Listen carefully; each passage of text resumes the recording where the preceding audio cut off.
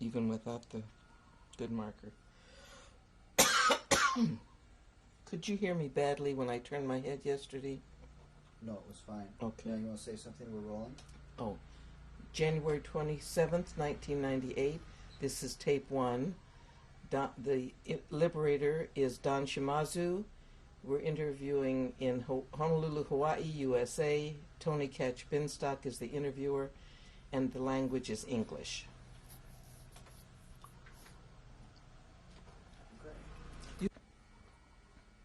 My name is Tony Catch Binstock, and today is January 27th, 1998. I am honored to be interviewing Don Shimazu in Honolulu, Hawaii, United States of America, and the interview is being conducted in English. Yeah, speak. Could I have your name, please, and the spelling? My name is Don Shimazu, D-O-N-S-H-I-M-A-Z-U. And was that your name at birth?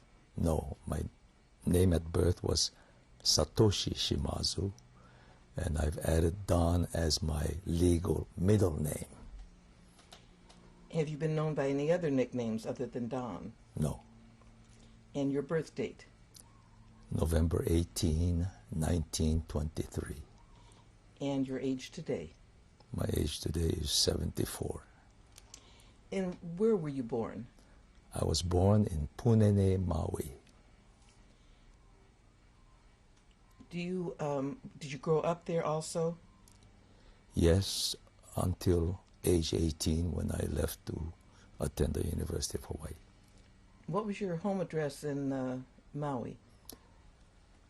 It was a plantation town, Camp 4. Describe what it was like growing up on the sugar plantation. Well, we were surrounded by sugarcane fields. I think our camp had about 100 homes, and most families had large numbers of children, about a dozen each. And we were left to our own resources most of the time by the parents who were too busy earning a living for their families. And we played all kinds of games, you know. What kind of games did you play? Well, we played the usual baseball and basketball, but things like hopscotch and other games too, card games as well. Mm-hmm. How about sports? Were you interested in sports? I was a member of the swimming club, you know, at Punene School. This was the one called the 3-year swimming club, 3YSC, organized by Coach Soichi Sakamoto, who gained a lot of fame later as the coach who developed Olympic champions. And you were trained by him? Yes, I was part of his group in the beginning. Where did you go to school? I went to Punene Elementary School on Maui. Was that a school just for the plantation workers, or was that a public school? It was a public school, but most of the plantation people sent their children there. Did any other send their children there? I doubt that very much. There was also a private school, Kaunoa School, which was, I think, the best school available, and that's the school where many of the rich people sent their children. Mm-hmm. And was that public or private? That was private. And did you attend any other schools? You went elementary school and then what then other high school? school and then university. Mm-hmm. And what was your religious background? Well, I grew up as a Buddhist, but after I volunteered for military service, because there were no Buddhist chaplains and I personally had a need for religion, I turned to Christianity and became baptized. Did you know any Jewish people as you grew up? I may have, but I don't think I knew them as Jews or Jewish. Mm-hmm. And tell me a little bit more about growing up in Maui. Was life easy or hard for your family? Well, life for my family, I think, must have been very hard. We were sheltered, of course, by our parents, but we did not have, much of the things that maybe other families had. We couldn't go to see too many movies, for instance, about once or twice a year. That was the extent of it. None of the luxuries, really, just the bare necessities. But when I think about it, I'm amazed that, my parents were able to accomplish so much raising their children on such a meager income. Tell me about your family. Tell me about your father. Well, my father, came from Japan at the age of 16, did not go back until after he was retired. But he came alone, and I think as a contract laborer, and all his life he worked on the sugar plantation. From the time that I could first remember, he worked in the sugar mill, and his job was to stack sugar bags, 100-pound bags, all day long, 12-hour days. And they had to do it all by hand, stacking it up all the way to the ceiling in the warehouse. And he used to come home bone tired. And I don't think people appreciate what bone tired is, but I got to appreciate it because one time I became bone tired in my own office when oxygen was somehow cut off. I went home that night, sore all over, bone tired.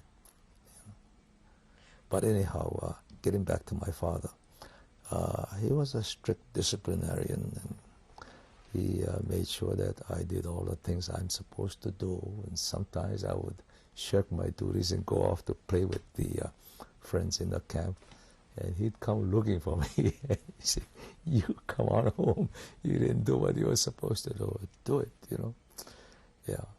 But he was a great father, yeah. Tell me his name. Kazutomo. Kazutomo, the Japanese characters for it, if literally translated, would be the number one companion, Kazutomo. But yeah, he used to tell us, a lot of stories about our Japanese culture, and especially samurai stories, some of the great names in history. Stories that, exemplified loyalty to the Lord, personal integrity, and that sort of thing, people like Kusunoki Masashige and Masatsura and Taira Atsumori, who was a lad of about 15 or 16, but he was already because he was born high, was a commanding officer. And there's a great story about him where he was challenged by the enemy general or commander. And of course he was in full armor, and he was subdued by the enemy. And he assumed his position to let the enemy take his neck or his head, And the other person who overcame him, his name was Kumagai. And he had a son just about the same age. And here, he sees this conquered person sitting down, ready to be killed and very calm. And he couldn't help but thinking about his own son. And he had great difficulty, executing what he had to cut off the person's head, And of course all his own people were watching him. And with tears in his eyes, he kills. But that incident is, in song and remembered as one of the great stories of personal bravery. Yeah. But things like that he used to tell us, and so I was brought up in the samurai tradition, you might say, yeah. Did you attend any religious school, a private religious school, a Buddhist school, or anything in addition to going to public school? No, no religious school. Well, maybe you can say something like it. We used to have some release time from the public school to attend services, you know, on a regular basis. And I think on occasion we went to the Catholic Church, another time maybe to the Christian Church, and other times the Buddhist, you know. But they gave us these opportunities from the public school. Tell me something about your mother. Her My name. mother, you know, came from Japan too, born in Hiroshima, Japan, just like my father. But she is about 7 or 8 years younger. She was 7 or 8 years younger than my father, and joined him as one of the picture brides, you might say, in about 1920. So about 14 years after my father had been in this country. And when she first came, I think she worked in the sugar fields too, but she had training as a dressmaker or seamstress. And eventually she started her own practice of sewing for the public. And many of her clients were plantation laborers, mostly Filipinos who came with no wives, you know, so they needed help in having things made. Those who came from Japan, they came with their wives or eventually got wives, so their needs were met within their own family. Yeah. But my mother helped with some income, you know, and I'm sure that helped a great deal too.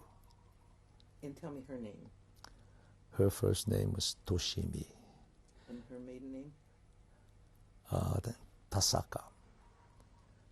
One incident, you know, when I was young, happened with her at the sewing machine. This was when I was about 6 years of age. And after dinner, I would be playing, you know, nearby. She sat down at a sewing machine, electrical sewing machine, to sew. And she stepped on the pedal and the motor just hummed, it didn't turn. It was unusual. And she put her hand on the flywheel to see that it's not stuck, you know. Tried everything else too. Everything is moving.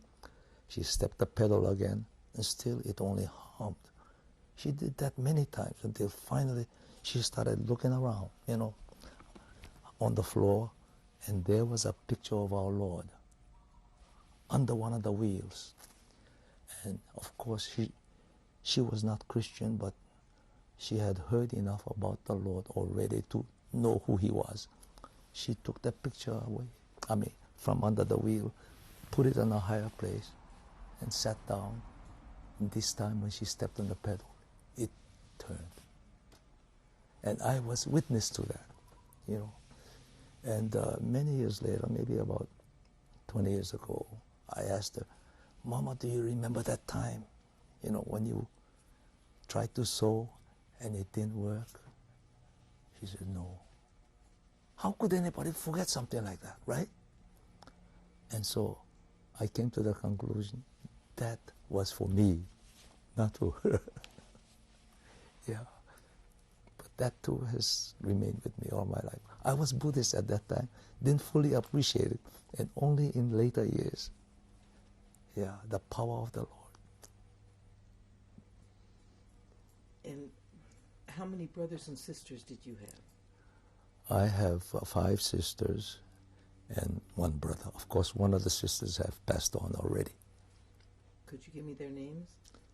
Well, in order of birth, the oldest was Fumie, and I was the second in the family. And after me came Nobuko, and after her, the one brother, Utaji, and then a sister, Masuko, and after her, Takeko and Sadako. Did all of the children go to school then in Pune? Punene, Punene? yes. Yes, they all went to Punene school. And Did you experience any prejudice growing up? Maybe we didn't recognize it as we do now, but yes, I think there was prejudice. There was segregation, you know. One group was all one race, another group all one race, and so on. And those who were, you know, in the overseers or supervisory kind of positions on the plantation were all Caucasians, you know. It's not because they were well trained for the positions they occupied. Just by virtue of race, they were supervisors. Yeah. And were you a student when the war began? When the war began, yes. On December 7, 1941, I was a freshman at the University of Hawaii. And you had then, you told me about grammar school. Did you attend high school? Yes, high school was Maui High School on Maui, and it was located in Hamakuapoko, Maui, about 10 miles away from Punane. So we took the bus every day back and forth. But besides going to high school there, I also attended Japanese language school. And this was, you know, for a period of 1 hour each day, Monday through Friday. And I went through that for 12 years too. After the English school, we would go to Japanese school. Mm-hmm. Were you aware what was going on in Europe during your freshman year at University of Hawaii? Oh, yes. Oh, yes. What were you hearing here? Well, of course, we were keeping up with the news. Hitler had already, you know, conquered most of Europe. Of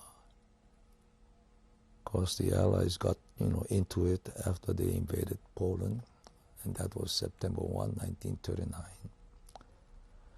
But we were very well informed through radio and newspapers about all the things going on. Did you know what was going on between the United States and Japan during that time also? Yes, of course, Japan was, you know, at war in China and in Manchuria. And this was against the American interests, so, you know, the United States was placing embargoes on Japan, you know, and obstructing their trade. And this, I guess, became so bad for the Japanese side that they became desperate and, you know, began making, I think, preparations to attack. Yeah. Did you think that the U.S. would join the war during that time? The war in Europe, I mean. No, the U.S. Would have stayed, you know, neutral, I think. But, of course, the U.S. was providing all the wherewithal to the Allies, you know, as their number one source of supply. Yeah. Describe where you were when Pearl Harbor was attacked. Well, as I told you, I was a freshman at the University of Hawaii, and I stayed in a place called Students' House. And this was a cooperative dormitory. And it was practically right next to the campus on Metcalf Street. It wasn't a fancy place, very, very, you know, how do you say, modest in terms of accommodation. But we used to take our turns there, cooking and cleaning up and doing all the things, you know, that richer people got served by others for, you know. Yeah. Was the University of Hawaii, was that public school, or did you have to pay tuition there? Oh yes, we paid tuition. Yeah. It's state run, but, you know, we had to pay tuition. And did you have to pay for your education, or did your folks pay for that? Well, yeah, my folks had to, of course, you know, advance the money. But I also worked to earn every chance I had. Mm-hmm. And you were going to tell me about where you were when Pearl Harbor was attacked. Where was I when? Where were you when Pearl Harbor attacked? Tell me about that day. Well, that was, bright and early in the morning. I was still in my pajamas when all the, sounds of gunfire woke us up. And people began to say, hey, something unusual. And I personally climbed up on a monkey pod tree to get a better look at, the Pearl Harbor direction. And we could see there were all kinds of, anti-aircraft fire with the shells bursting in the air, and they were black powder, the color was all black, which indicated to us that that was the real thing. Because if they were, not the real stuff, they'll be white puffs. Yeah. How did you know that there or what prepared you to know that it was the real thing, or had you had maneuvers? Well, they turned the radio on, and the radio was blaring already, take cover, take cover. We are at war with Japan, This is the real McCoy. Yeah, and again, that's all the radio kept saying. And you stayed on the top of the monkey pod tree? Not the very top, but I climbed up high enough, to get a better look. Uh-huh. Did you see the planes? Yes, we could see. Of course, it was not distance, but we could see them, maneuvering and diving and climbing up and all that. Mm. What were your feelings when you saw that happening? Well, it took a while to really sink in, but how could Japan attack us? They don't have a chance, and still they did it. And of course, it was of great concern to us because of our personal situations. We were Japanese Americans by birth, but our parents were still citizens of Japan, So here we have the kind of situation in our own family where father would be against son and vice versa. Just like the stories he used to tell me of the samurai days, when father would be fighting son, brother would be fighting brother, that kind of thing.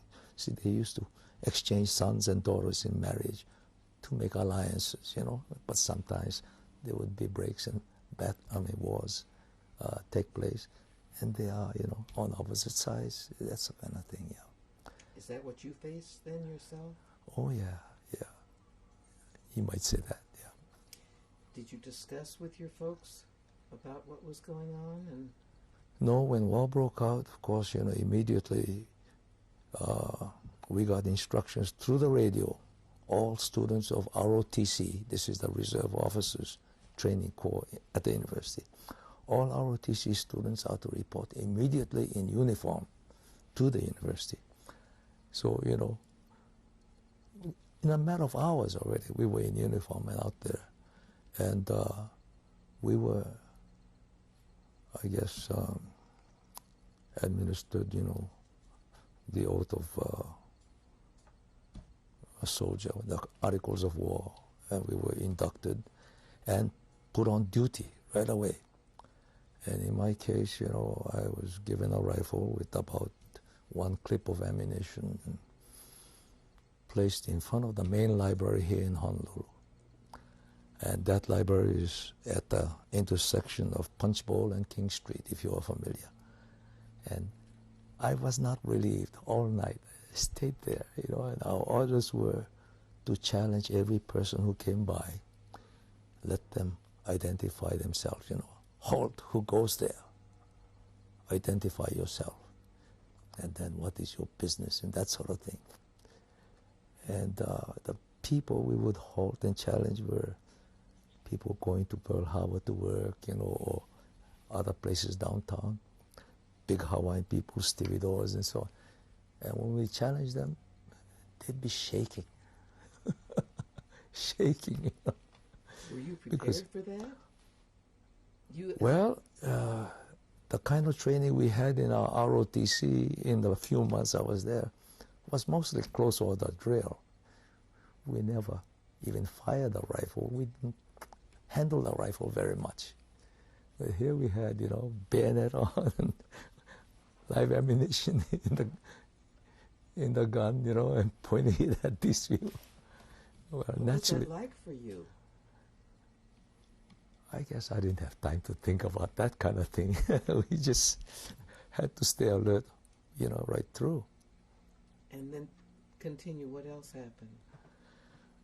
Well, the organization they formed using all the ROTC people was called the Hawaii Territorial Guard. And, others were posted elsewhere. From that first assignment, I ended up guarding a large water tank serving Wilhelmina Rise. And that was a detachment of about half a dozen people with a corporal in charge. But, we got a good taste of military life then. But as the months went on, word began to filter down saying, hey, there's some concern and worry at the highest level in the Pentagon. They're beginning to wonder, how reliable are these soldiers we have, Japanese Americans? And how could we have them guarding our vital installations, And they made a decision finally that this is untenable. We can't let them continue. And they dissolved the unit. And the day that happened, our commanding officer assembled everybody with tears in his eyes, conveyed to us the situation that we were considered almost like enemy aliens, too unreliable, and they had to disband us. It was a real cruel blow, I think, to those of us who were trying to defend our country. And enough people felt so strongly about it, they volunteered and formed a unit called the Varsity Victory Volunteers, VVV. If we're not good enough to be soldiers to bear arms, at least let us help in other ways. And they became something like a quartermaster corps or a labor battalion. And they served at Schofield Barracks doing all kinds of menial things. Varsity Victory Volunteers, VVV, And in my case, of course, I was working my way through college, before then on my own. And I didn't have any reserves. I had to work for my own, subsistence. So I couldn't join the Triple V. And I became a carpenter's helper with the USED and working at what is now Hickam Air Base. And we had special badges. Everybody who worked had to have a badge, whether you were free to go wherever or you were restricted. And ours was a black badge, and it was restricted on it, We couldn't just be free to go any place, only where we are assigned. That's the only place. But that's the kind of, situation we were in. I think we're going to end this tape and we'll continue on the next one. All right. This is tape 2, January 27th, 1998. The liberator is Don Shimazu. Interviewer Tony Catch-Binstock in Honolulu, Hawaii, United States of America, and is being conducted in English. Did you suffer or have any other kind of differentiation or prejudice or discrimination other than the black tag? I mean, how were you treated other than that? Other than that, myself, I don't think there was anything, more. But I think there were some people who might have been, mistreated a little bit. I don't know. But you were allowed on the airfield. That wasn't considered a sensitive place? Well, in the particular place where we worked, to build ammunition bunkers and things like that, it wasn't sensitive. And we were far enough away from the airfield and Pearl Harbor that we couldn't see. Mm-hmm. That must have really been hard, though. Oh, yeah. It was hard work, but we were getting paid for it. I mean, hard to have your unit disbanded and so forth. Oh yes, that was hard. Yeah, particularly because, we were American citizens, but when that happened, somehow we became aware that we was a little bit second class. And then the other thing too, we were designated class 4F. 4F. With the registration boards. Did you have to register? You did register then? Oh yes, yeah. But 4F. 4F, the undesirable. And it took a lot of work by somebody locally, to convince the government that, you should give these people a chance, and that's how come the 442nd was eventually organized. Well, before we talk about that, what did you see your parents after the attack? At the attack? Oh yes. What was their reaction to what had happened?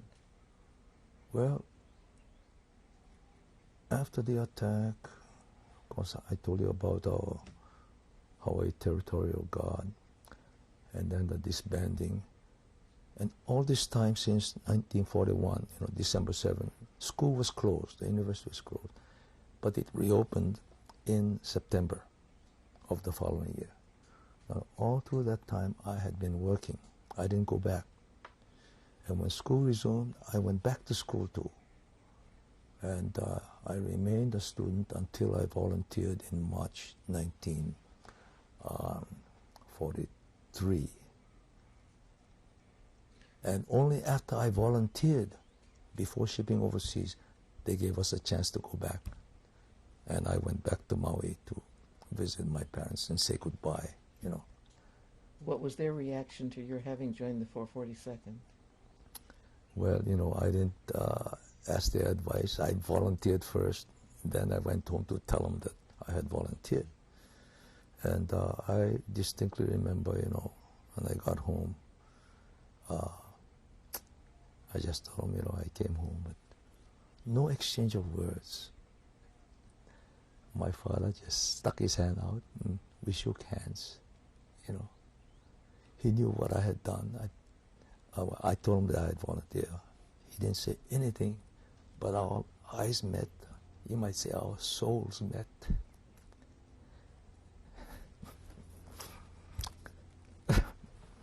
Excuse me.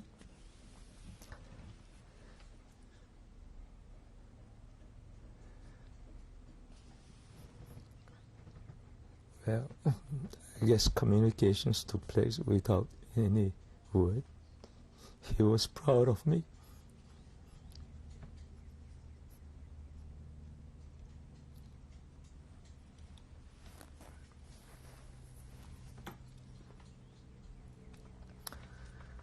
But I was on Maui only long enough to settle all the affairs. Went back to Honolulu. From there on, things happened very fast. We shipped overseas. Did you also have a conversation with your mother, or did you know if she approved of what you were doing? Well, my mother and my father, they thought very much alike. Yeah. And they knew that I had to do that, because I was American. Yeah. We were taught all through our childhood, that our country is the United States of America. And this was at home as well as in Japanese school. Our teachers told us, although we are Japanese citizens and will fight for Japan in case of war, your duty is to the United States of America, and they strongly impressed that on us. Yeah. So my parents, they understood and they taught me that way. So. Were they relocated, or did they suffer anything as far as internment was concerned? No, my own parents, I guess, were not as important as other people. They were not interned, but my school teachers were.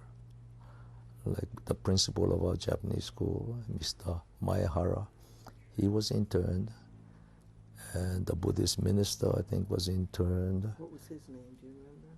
At that time, I think it was Reverend Miura. I think he was intern. And anybody who was anybody at all, was intern. And where were they interned, do you know? Well, they were taken, I think, to either Sand Island or someplace around Barbers Point, Honolulu. But they had a barbed wire enclosure, and tents. And that's where they were kept until they were transferred to the mainland. And they were then transferred to the mainland. Yeah, those who were interned. Did you ever see the internment camp here at Barbers Point or Sand Island? No, I did not see. But I can only imagine what it must have been like. Mm-hmm. Well, we were fortunate here compared to those on the mainland. They were uprooted and really put into concentration camps. They lost all their property and a lot of their assets. Were some of the Hawaiians who were relocated, did they also lose their property? Was that confiscated? No, because they had children and, relatives who were able to, I guess, take over for them while they were interned. Now let's talk about the 442nd. How did that come to pass, the 442nd? Well, people here,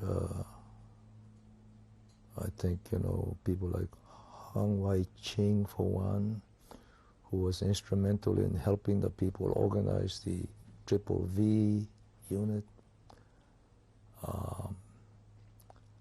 And then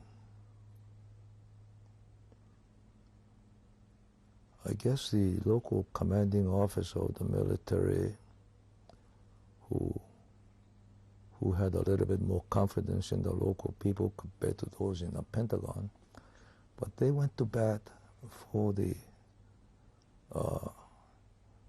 AJAs over here. And I guess they suggested, how about organizing an all AJA unit, give them a chance. American, AJA is Americans of Japanese Japanese ancestry, yeah. And to give them a chance to, prove their loyalty. And as the plans developed, they decided, we'll call for volunteers and we'll try to organize a regimental combat team consisting of one regiment of infantry, one company of engineers, and one battalion of artillery. This was the plan. And the total manpower required for all of this was somewhere of the order of 5,000 people. And they decided to, allocate a certain number to the mainland and a certain number to Hawaii. Now, Hawaii's, call for volunteers was exceeded about 3 times over, whereas on the mainland side they fell short. And you can't blame them because they were all in concentration camps already, relocation centers. And naturally, many of them were American citizens still thrown in there. So their feelings, you can appreciate, was very bitter. And when any person, volunteered from out of that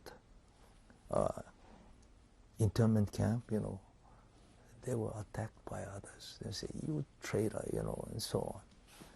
So it took a lot of guts on the part of those on the mainland to volunteer out of those relocation centers, And until you visit and see the kind of barbed wire enclosures and machine gun guards, and all that, you don't really appreciate how much it took on their part to volunteer. Did you ever see one of those relocation camps? Only in pictures, but some people, have taken time when they were given furloughs to visit those camps. And they would come back and tell us about it, and it was awful. Yeah. And that is one of the black pages of our American history, you know, the internment of Americans of Japanese ancestry was done very indiscriminately. Everybody who was of Japanese ancestry was put in. And they did it in such a hurry, they didn't give the people a chance to, you know, properly sell their land. They had to dispose of everything at the fire sale, you know. Like their appliances in the home, they had to give them away practically. They can't carry it. All they were allowed was what they could carry, you know, that's all. So just the clothes on their backs and a few extras and I don't know what else. But that's how they were relocated, yeah. Herded like a lot of animals. But compared to that, the Jews were even worse in Germany, yeah. You'll tell us about that I will later. You had gone back to school and had finished when did you go into the 442nd? That was March 23, 1943. I think that was the exact date. Did you have to take a loyalty oath different than other volunteers to the service? No. I think we were treated like anybody else when you enter the service. You know, they read the Articles of War to you, and you have to swear that you will defend your country. You know. And then tell about after you enlisted, or volunteered, I should say, enlisted. Then what happened to your group? You started to say there were more than 3,000, I guess, who. Well, 3 times over, you know. See, maybe Hawaii's quota might have been 3,000, and over 10,000 volunteered. So, you know, those who were picked were the cream of the crop, so to speak. But those who were rejected, you know, I've seen grown men crying that time. See, we had to all, you know, be picked like that. And I think before the picking too, we were administered physical examinations and all the other things, you know. But when the choices were made and those left out, you know, realized that they were not going to be taken anymore, many of them were crying. Yeah. They wanted so much to get into. Where did you go for basic training then? Or did you get training here? No, over here we were, you know, assembled at what they call Tent City in Schofield Barracks, and I think we spent about a week over there. And we had as officers those who were officers in the ROTC already, you know. But I remember the gathering at the Iolani Palace, you know, the seat of government in Hawaii at that time. The whole 442nd assembled in front of Iolani Palace, and there's a picture of that too, of that occasion. And I'm in the front row. If you look at the picture, the extreme left on the front row, that's me in that picture. Yeah. And but from there, of course, there were all the speeches made, you know, and sending us off. And we boarded the Lurleen, which was a passenger ship converted to a troop ship. And it took us about 5 days or 6 days to cross the Pacific to LA, and from there by train all the way to Camp Shelby. Yeah. And our basic training was at Camp Shelby, which is very close to Hattiesburg, Mississippi. Tell about your basic training there, what that was like for you.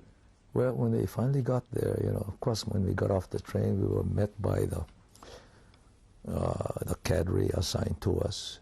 And the cadre, and I hope you understand the term, these are the more experienced soldiers already with the duty of training us, you know, the cadre. And these were AJAs, but from the mainland. They were in the service before us already. And our first impression when we heard them speak, you know, was, wow, you know, they spoke like the Haoles. Haoles is our local term for Caucasian. They spoke just as well as the Caucasians. And if you didn't see them, you would think that was a Caucasian person speaking. They were that good, you know, their enunciation, diction, everything. And compared to them, we're more accustomed to speaking the Hawaiian pidgin English, with a smattering of this and that, you know. So right off the bat, you might say those from Hawaii had a little bit of an inferiority complex against those who could speak so well. So it was a natural animosity that began to grow, I think, you know. And of course, there are many stories about how there used to be fights between the Hawaii bunch and the mainland bunch. And out of that came the word kotonk, you know, to define the mainland AJAs. See, Say the word again. kotonk, K-O-T-O-N-K, kotonk. And that was the sound their heads made when they hit the pavement, kotonk, in the fights. See, in those days, every time a fight developed, the mainland AJAs, they would stand by and see their buddies get beat up, you know. On the other hand, the Hawaii guys, any of their buddies get into any kind of fight, whether it's with the mainland kotonks or with the haoles, they always jumped into hell, you know. But that's the kind of camaraderie we had from Hawaii. Yeah. Do you know where the go for broke came? The term? Yeah, go for broke. Well, you know, when you shoot craps, you know, you go for broke, you know, you lay everything on and then roll your dice. From that, I guess, you know, Hawaii, they used to talk about go for broke, you know, and it, I guess, caught on with the 442nd, go for broke.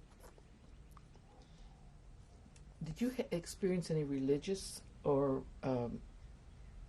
racial prejudice in the South, in Hattiesburg or in Camp Shelby? Not against us, but we saw what they did to the colored people. You know, everything was, this is for the whites and this is for the colored, you know, the segregation right down the line. And of course, when they first went out, we were warned that the South, you know, has the segregation between blacks and whites. And we don't know how they'll treat you, but be ready, you know. But fortunately, they did not treat us the way they treated the coloreds. We were allowed to use all the facilities for the whites. Yeah. I don't know what might have happened if they treated us like the coloreds. I really don't know. But I think a few instances, you know, where they might have insulted the Hawaii boys. They found out real fast, nobody to fool around with, because they got beat up. You know. They messed with your boys? Yeah. Did you ever But, get in any fights? Personally, no. Not the kind of fight where, you know, you fight in anger.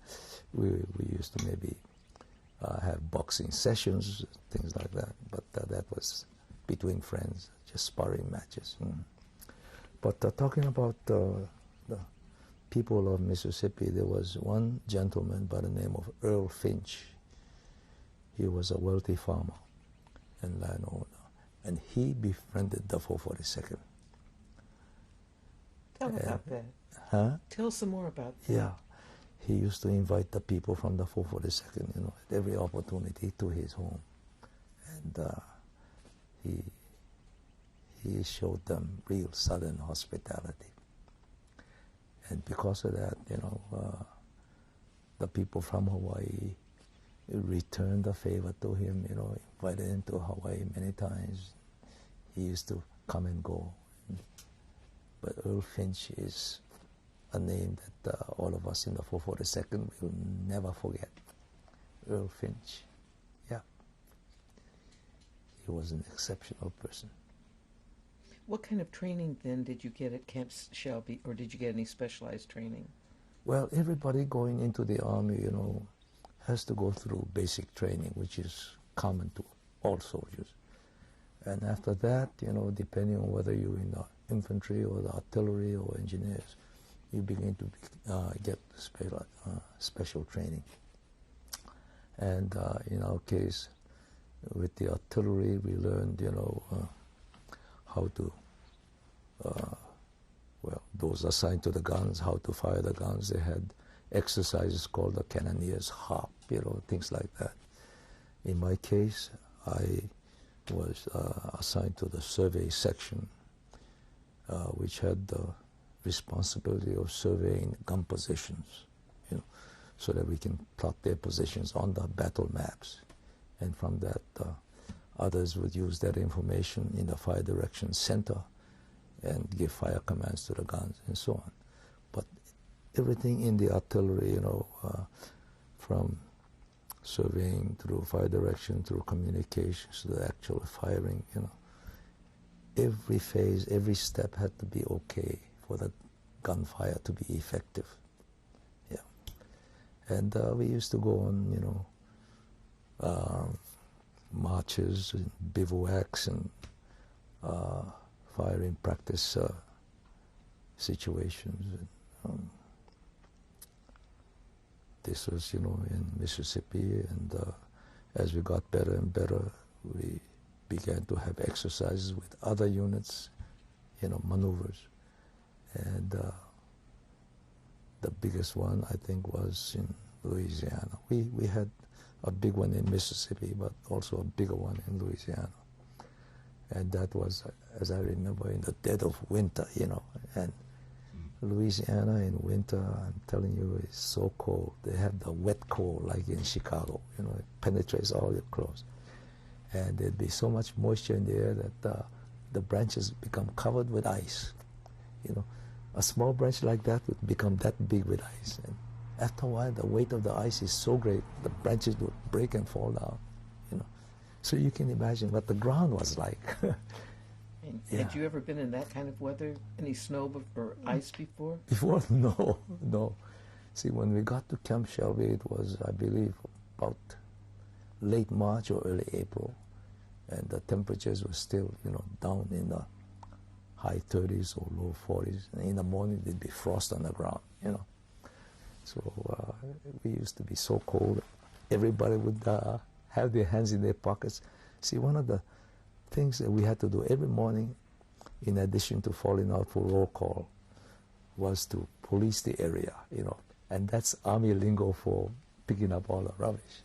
You police the area before breakfast, and instead of doing it, everybody had their hands in their pockets.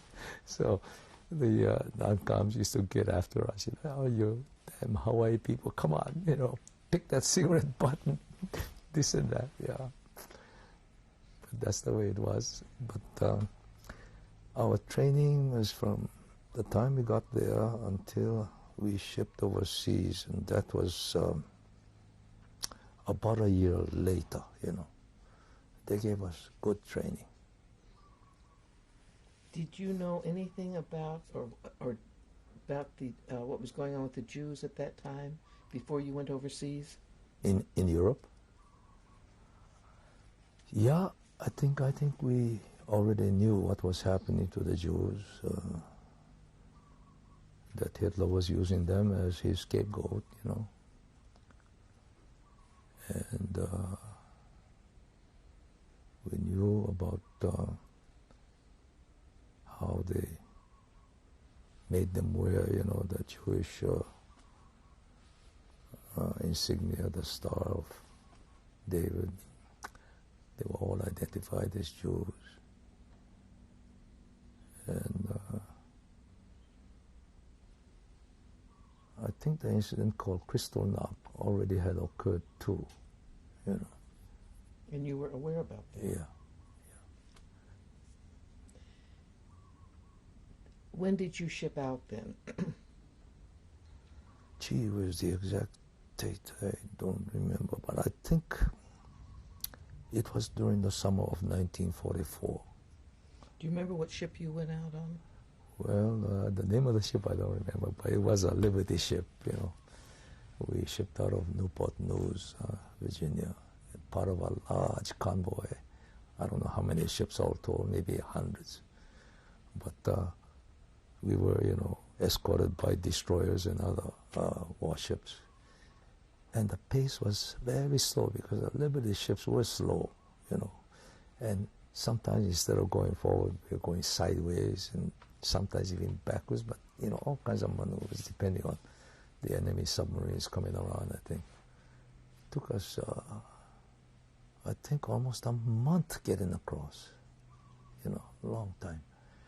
But we went through the Straits of Gibraltar and all the way to Italy on the Adriatic side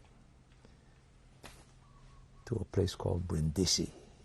And there's where we disembarked. I think we'll end this tape and go ahead on the next one. Okay. Okay, we count again, just get it level. Get my sound level. 1, 2, Great, okay. 3. And then Tony. Yes. 1, 2, 3. We ready? And Yes. We Just are. give me a visual. Actually, we're rolling now. We're rolling through that. Okay. This is tape 3, January 27th. Or is this tape 4? This is tape 3. Tape 3, January 27th, 1998. The liberator is Don Shimazu. Interviewer Tony Catch-Binstock in Honolulu, Hawaii, in the United States of America, and is being conducted in English. At the end of the last tape, you were telling us about leaving Newport News and your trip across. Where did you say that you landed? We landed in Brindisi, Italy, on the Adriatic coast. And tell about where your unit went from there and what Well, battles and so from forth. Brindisi, we were put into cattle cars. Literally cattle Cattle cars? cars, yeah. And by train, we went all the way across Italy to a place close to Anzio. We got off the train and established a base over there. It was close to Naples, close to Naples. And one of the first things we had to do after we got there, see, our reputation had preceded us, We were already judged a pretty hot outfit by all the higher-ups of the Pentagon, because during training, we established all kinds of records, and so outstanding that they couldn't believe it, So team after team of inspectors would come to verify all the reports of our outstanding, capabilities. This was for the infantry as well as the artillery. And they knew that, the 522nd Artillery Battalion was a crackerjack outfit. And the commanding officer of the 34th Division wanted to have a demonstration. Okay? So that was arranged, and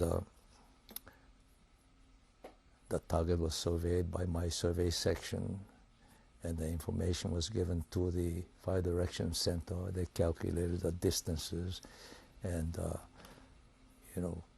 developed all the fire commands to the guns and told them what to do. And in the meantime, of course, the top brass of the division and our own artillery battalion were at an observation post. This was a prominent hilltop overlooking the target area. And of course, after they were all in position, then the orders went to the guns to fire, And the target was a tree out in the distance. Well, the first round was fired, and somehow, instead of going to the target, it flew over the observation post and so close that the general instinctively hit the ground. Everybody hit the ground. And they stood up and they all looked at each other, and our own officers were red-faced, ceasefire, close station, march order. And later on, they checked, exactly what went wrong. And you see, on the guns, they have instruments, screws to turn, for deflection angle of the gun, and also for the vertical sight angle, so to speak. And apparently, on the trip coming across the Atlantic, they issued a new revised or improved version for the guns. And this was a little bit different, where the previous instrument, turned one way. This time, to achieve the same results, it turned the opposite direction. See? And the assigned gunners were given the chance to practice with it. But the day of this demonstration, Corporal Miho, by the way, Katz Miho, the one you'll be interviewing, will tell you more about that. He was the gunner, or the person who moved the instruments, you know. And he was the one who was supposed to do it, but the sergeant in charge of the first gun, see, theirs was the number 2 gun. The person in charge of the first gun said, this is too important to leave it to you, you know. I will do it myself. We don't want to screw up, you know. But this guy was not familiar with the change in that instrument. And he did it the old way. So instead of the gun, you know, zeroing on the target, it went to the wrong place. That's how come. We nearly killed those top officers, you know, if the shell had hit, because it was so close. And if you've been subjected to artillery fire, you know, you would appreciate that. It comes in like a freight train. A tremendous noise, you know. So it generally hit the ground. Just out of curiosity, was this officer Howley a Caucasian, or was he...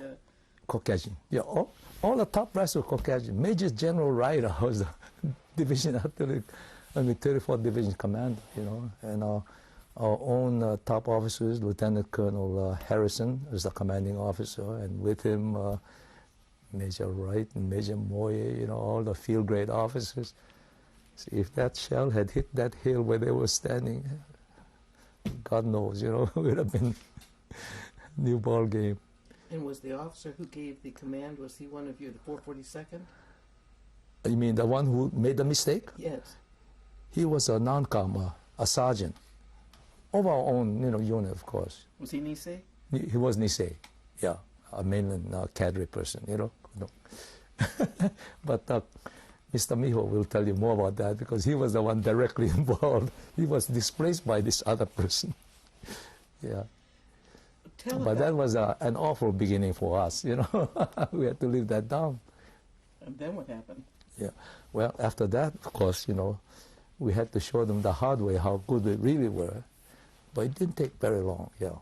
From the first time we got into action, and this was a little bit north of Rome, in a place called Suvoreto and Belvedere, and artillery fire was called for because they sighted some German tanks, you know. And I got this story from a friend of mine who comes to our church now, who was a member of the 100th Infantry Battalion. And he was right there observing the effect of our fire. And he said, oh, the way the artillery, you know, fire landed on the Germans was so fast, you know, so accurate. It was terrific, you know, we wiped them out. So from then on, he said, all the men of the 100th and the 442nd Infantry were so glad that they had the 522 behind them as artillery support, you know. Of course, the feeling was mutual. When we have the 100th and the, you know, 442nd Infantry ahead of us, we had no worries of German infiltration coming to our guns. Yeah.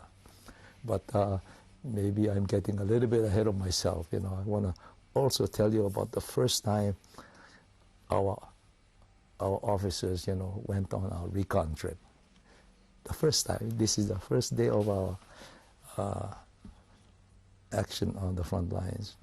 It was almost like a carnival spirit or carnival atmosphere.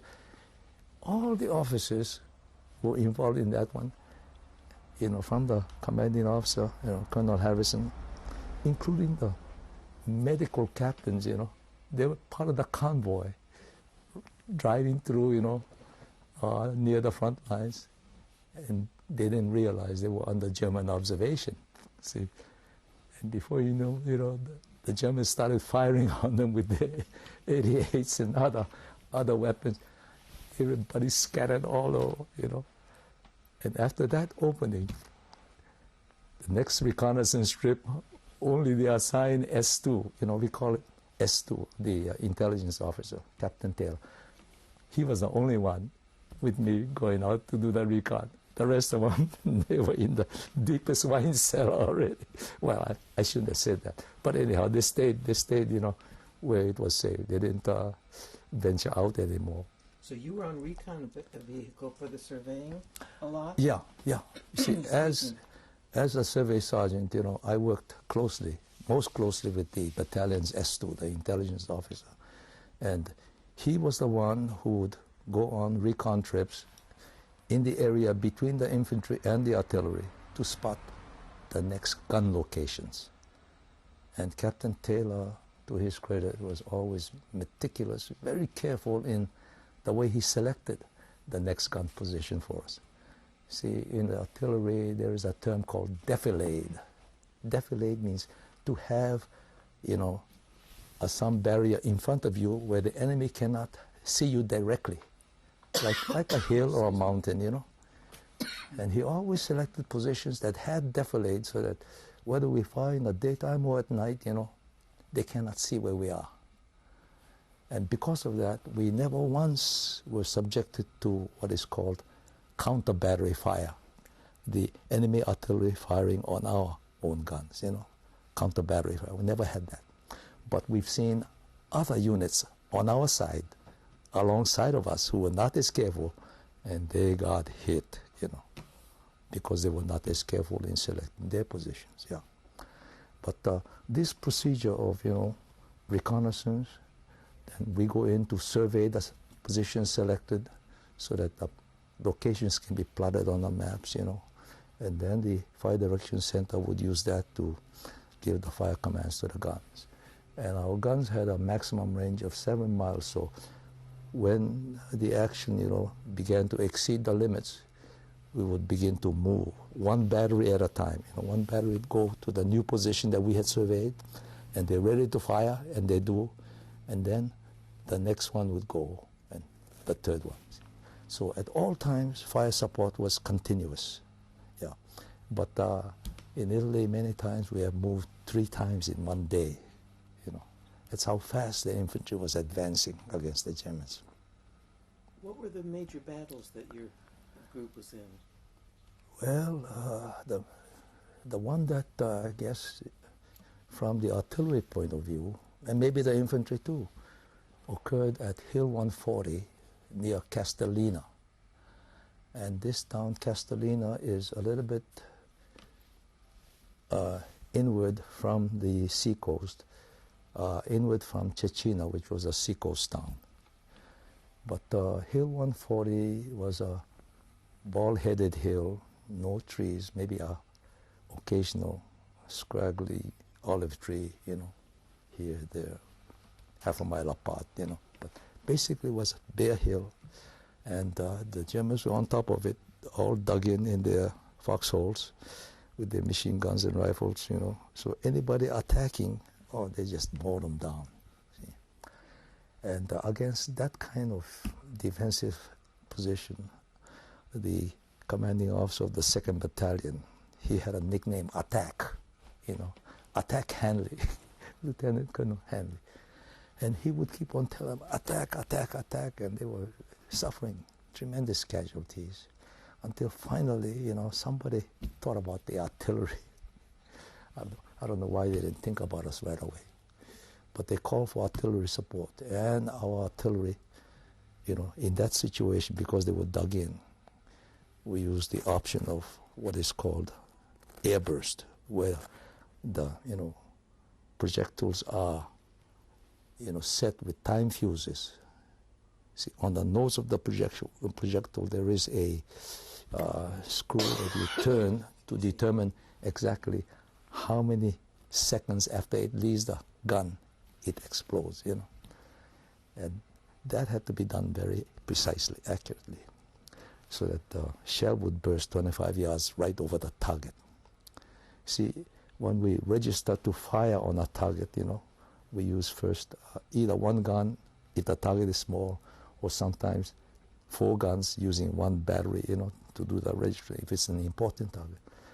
But if they fire the first round, and if it is over, you know, the target, the forward observer would say over, 200 over, which means the shell dropped 200 yards over the target. So the fire direction would readjust the fire commands. The next time they shoot might be short this time, you know, 100 short. They shoot again after adjust. This time 50 over, fire for effect, you know. Because even with the single setting, the shells could still cover, an area with a variation of 50 yards, or sometimes as much as 100 yards. So when you get close enough, like 50 yards already, fire for effect. And that brings the whole battalion's firepower on that target. Because as one registering gun is firing, all the others following the same commands and setting the readings on their guns. And when the fire for effect comes, they start fire. Everybody's ready to fire. See? And the rate of fire of our unit was so fast, they would have 3 projectiles in the air heading for the target, and the 4th one is in the breach already. Can you imagine how fast that is? And when you're on the receiving end of that much firepower, wow. And airburst on top of that, even a fly could not have lived in there. But we wiped them out completely, and the infantry was able to take that objective, and they got a unit citation, presidential unit citation for that action. But the artillery were not. If we went for our, airburst, they would never have been able to take it. So if they got a citation, we should have shared in it, Why But- didn't that happen? Somebody wasn't appreciative, I guess. But that has been the story of the artillery throughout combat. We did outstanding work, but the credit always was mentioned for the infantry. We were, you might say, the most unsung unit in the whole combat team, the artillery. But that was one action. Another one that is worthy of mention, I think, is the time we fired on the city of Cecina, which was just seaward from Castellino. And the distinction on that target was that we fired what is called a TOT, capital T, capital O, capital T, initials for time on target, so that all guns within range would fire, timing their firing so that the shells arrive on target at the same time. See, so big 8-inch guns from behind, howitzers, 155s, and 105s, they're all firing so that the shells they fire arrive at the target at the same time. So it was a devastating, demonstration of artillery firepower.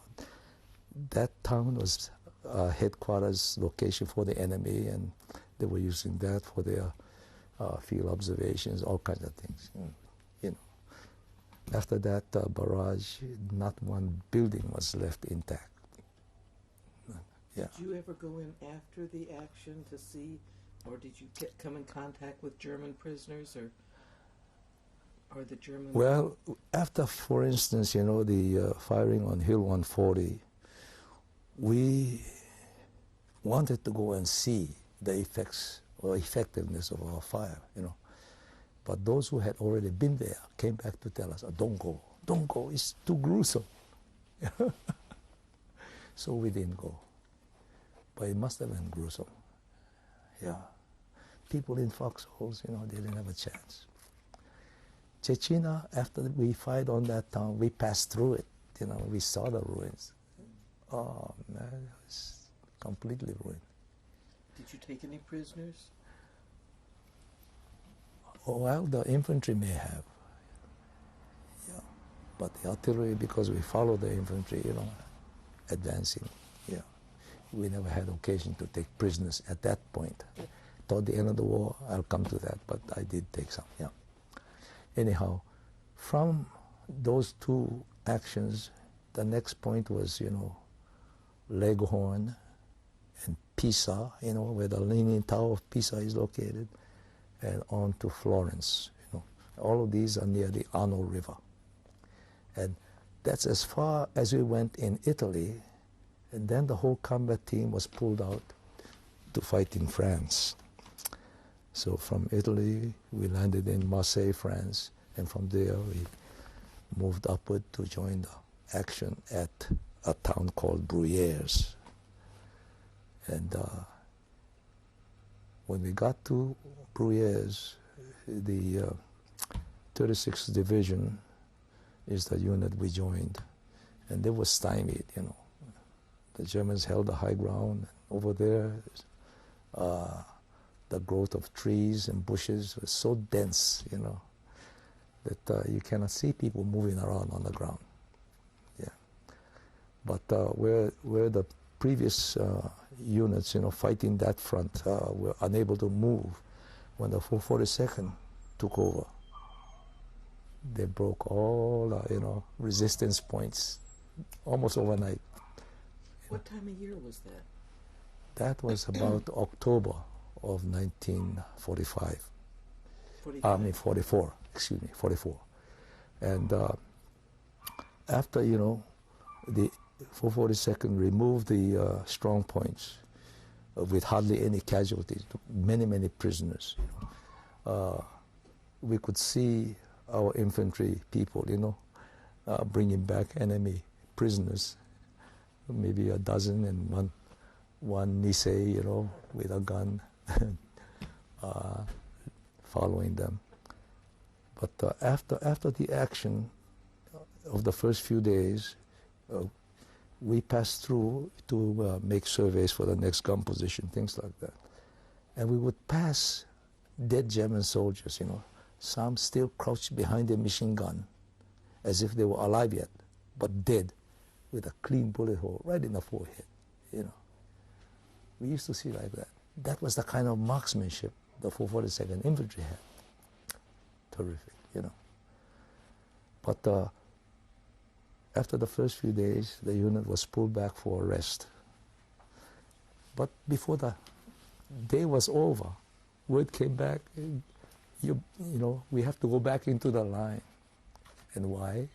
Because the unit that relieved the 442nd tried to maintain the same rate of advance as the 442nd was able. And they went without careful planning and got cut off. They got surrounded by Germans, and that is the beginning of the Lost Battalion battles. See, the 1st Battalion of the 141st Infantry Regiment of the 36th Division, they were the ones who got cut off. And the only way they were, being supplied was through the air by airdrops. And I don't know why, but the general decided the only people who can save them or penetrate was the 442nd, and he used the 442nd to do it. Because those in the 442nd felt, they're using us because we're more expendable than them. Well, that was, of course, just idle talk on the part of some people. But anyhow, after this, on 41st unit, the 1st Battalion got cut off. From then on, the 442nd had to fight, inch by inch all the way in.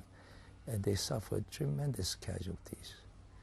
By the time we were able to rescue the 1st Battalion, see, all the companies at full strength, would be 200 men in the infantry, 200 men. Toward the end of that campaign, I Company had only 4 effectives left. And the commanding officer was a PFC. They lost men every day, officers every day, changing. They kept giving field commissions, but they didn't get around to promoting this PFC. He was in command. And one time, the commanding officer, the general of the 36th Division, of course, everything is his responsibility, and he wanted to see his men rescued. So he was pushing the 442nd, attack. And then one time he called the artillery, I want you to fire on these coordinates immediately, And our observers looked at that location, and they felt, that's where they are, That's where the Lost Battalion is. If we fire, we're going to hit them. And they radioed back to our Fire Direction Center, and the Fire Direction Center also confirmed that questionable, we shouldn't fire there. But nobody was sure exactly where the infantry was. They couldn't locate themselves on the map. The growth was so dense, And they called on us, the survey section, to carry survey control from the rear all the way to the very front line. And when that order came to us, first thing tomorrow morning, it came at night, you see. First thing tomorrow morning, you guys got to go and survey the infantry. So I gathered my own team, Our survey section was 7 men strong, plus the lieutenant. And I told them, we have a very special assignment. This is over and above the call of duty. And this is one time, maybe some of us may not come back. Maybe all of us may not come back. So if any of you want to be excused from this mission, speak up right now. You will be excused. I told them that on my own authority. But nobody backed out. Okay. All right. So the following morning, first thing, daybreak, we started going out. And in the process, we had to go through enemy minefields, all kinds of enemy mine. Only we didn't know it, After we go through the minefield, we see the signs facing the German side. The mines facing the German side in German, Achtung Minen, meaning attention, mines, We kept seeing this sign. And to this day, by the grace of God, we got through without tripping any of those tripwires. And the closer we got to the infantry, the denser these minefields were. We could see tripwires, and they would be, placed there in such a way that anyone walking carelessly would kick it, and when you trip it, what they call a bouncing Betty, the mine had a spring action. It'll throw this projectile up in the air and burst, you see, anti-personnel mines, But we went through that kind of minefields looking for the wires, and all 7 of us were able to avoid them, and we were able to complete our mission without any casualty. But because we were able to locate them, where they thought they used to be, or they were, was in error by 1,000 yards. See, we showed them their exact location, which was different from where they thought they were. So you can say that our survey section, by its own work, saved that battalion from being wiped out. We saved them ourselves, as well as the infantry later on. See? Yeah. What was your rank? I forgot to ask that. I was staff sergeant. Yeah, battalion survey sergeant. That was my position. I think we'll end this tape and we'll continue on the next one. Okay. We're rolling. Okay. This is tape 4, January 27th, 1998. The liberator is Don Shimazu. Interviewer Tony Catch-Binstock in Honolulu, Hawaii, United States of America, and is being conducted in English. Tell us some more about other battles that your unit was in, or anything else that you want to tell about the battles or how you moved up. You mean relative to the Lost Battalion? Well, I didn't know if you had finished telling about that. Yeah, well, I think the rest is fairly well known. But anyhow, at the conclusion of that rescue, the commanding officer, asked for the 442nd to assemble so that he could commend them, for the action. And then everybody was there. And the commanding general said, well, where's the rest of them, Because there were so few. That's all there is, General, That's terrible, yeah. But for that action, we were made honorary Texans. All the 442nd people were made honorary Texans. Honorary Texans? Yeah. Because it was a Texas division. It was a 36. Texas division, yeah. Have you ever visited anybody in Texas there, or has the 442nd ever been honored by them? Yeah. I think we've had, home-and-home gatherings. People from Texas have come, and we have gone there. Some of our people have gone, yeah. But anyhow, after that campaign, the ranks were so decimated that they sent us south to southern France to give us an opportunity to rebuild the unit, by replacements from the mainland. And that process took, I think, about 3 months from December till about late February or early March. And for most of the people of the combat team, they called it the Champagne Campaign, Champagne Campaign.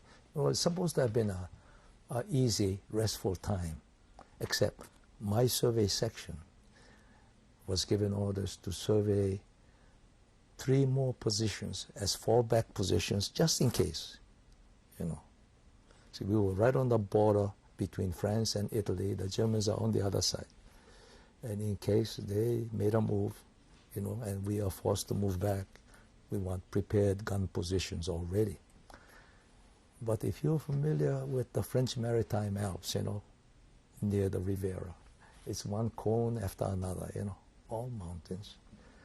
And for us to survey in that situation, we were at the mercy of weather, of wind, snow, ice, and all of that. And we would start off in the morning to do our surveying, and most of the surveying had to be done from the peaks of these mountains. We would start climbing. The day is beautiful, all sunny and clear. By the time we get to the top, fog comes in, cannot see. So we have to come down. Next day we go up again and again, repeat the same kind, So to survey the 3 fallback positions took us the entire time. We were working, packing our equipment and walking up, We became mountain goats in that period. Yeah. And this was so strenuous on our men that my Jeep driver, Mike Hara, I guess became stir crazy, you might say. And he went AWOL one night to go to Nice. That was very bad, The war is still on, and when you go AWOL, you can be shot for it. That was very bad. But he made it worse by taking the Jeep, my unit's Jeep, with him, And not only that, he cracked up with that Jeep. So there was no escaping, discovery. And when I found out about it, I went in to talk to our first sergeant and our captain, and we had a very heated exchange. So if something serious happened to you people with higher rank, what do? You can hush it up, can't you? Rank has its privilege. But, if you want to take care of the men too, you have to set good examples. This is one time I want you to hush this one up. My man had extenuating circumstances, The kind of pace we've been setting, was enough to drive anybody like that. So I want you to use all your powers to hush this up. And in the exchanges, I'm using unmentionable words too. In the presence of my captain, I'm cussing away the first sergeant. I could have been court-martialed for that, But they saw the justice of my position. And they hushed it up. So my man, Mike Hara, was not court-martialed. Yeah, but that happened in the Champagne Campaign for us. But from there, after the unit built up its strength, the infantry was sent back to fight in Italy. The infantry and the engineers. Only the artillery was sent north to join the Allied armies right on the Rhine River, ready to cross. They knew our reputation as the #1, artillery outfit already, and they wanted our additional firepower to help them cross, And it was in the vicinity of the city of Worms, where Martin Luther stuck on his manifesto on the church door, right by that city. And we crossed the Rhine on pontoon bridges. And of course, we were right up against the so-called Siegfried Line, the German counterpart of the Maginot Line, And they had all kinds of anti-tank structures all over the place. But once we crossed, we found that, the German resistance was not as strong as they thought it would be. Of course, the Siegfried Line was about 10 miles deep, and we had to go through all of that. But as we penetrated, resistance was breaking down. Their communications were being disrupted, so the effectiveness was, getting worse by the day. And the whole Allied, armies are converging. And if you can visualize, see, the perimeter of the German area is getting smaller and smaller every day. Okay? And all the firepower is coming closer and closer to each other, artillery units too. And every time there was a halfway decent target, spotted by anybody, about a half a dozen different units would see the same target. They are forward observers, and they'd all call to their respective guns or their fire direction centers to shoot on their target. The 522nd used to finish the mission before the other guys got their first round out there. Used to be like that, again and again, So at the end of each day, we would always see visitors, commanding officers of other artillery battalions coming over to congratulate our commanding officer on what a terrific outfit he had. We used to beat them to the punch, every other unit. And, what was your commanding officer's name? Lieutenant Colonel Bear M. Harrison. He was a lawyer by profession, before the army. But he was a terrific officer too. But he used to receive these, other commanding officers who came every day to congratulate him. And of course, I did not personally, see everyone. But my very good friend, Yuki Akaki, Tech Sergeant Yuki Akaki, he was in the Fire Direction Center, and that was headquarters as far as the artillery was concerned. So he was able to see all the visitors. He would give me these stories, But someday I think somebody will get his story on the record and have this all confirmed. But another incident, I think I should mention besides that. We had at one point, as an attached observer, a veteran of the Guadalcanal battle of the Pacific, and he was an artillery person too.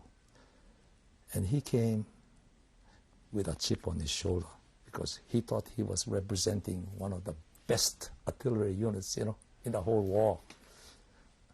His unit was capable of firing 2 separate missions over the same radio channel simultaneously, and he thought nobody else can do that. In the 522nd, we were handling routinely 3 separate missions simultaneously over one radio channel. And when he saw that, being done, oh boy, his whole attitude changed. Because he was fighting the Japanese, and, we were Japanese Americans, but he kind of, had a prejudice against Japanese too, maybe, I don't know. So he came with a, not a very good attitude, I think. But after he saw all of that, his whole attitude changed. Yeah. I think we've got to. We need to cut. We need to cut because we have a problem with the light. Let me just say that we did stop the camera and we started again. Mm-hmm. So just for the authenticity part, that Yeah. we just had a little mechanical problem. We lost color, and We we lost don't know if we're getting color's coming out of the camera, but it's not Okay. looping through the recorder, so I'm not sure. So we're going to continue from here now. We're rolling. All right. Okay. Yeah. As I was saying, we had an observer from the battle in Guadalcanal, and we showed him that we were able to routinely fire 3 separate missions simultaneously over one radio channel.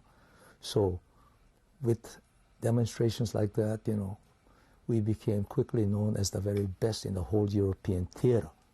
See, in Italy, before we left Italy, we were number 1 over there. They were giving us the lion's share of all the available ammunition because we used it most effectively. And in Germany, they didn't know us yet until, we showed them by actual competition, you might say. They all spot the target at the same time. We finished the mission before they get round number 1 out, But the front was so fluid, and everybody was moving so fast. Many times, the artillery was in front of the infantry because we had wheels, and we were on the Autobahn uh, racing after the Germans. Just like that. And then along about the end of April, we came across the prisoners of Dachau. You know, we saw them wandering around.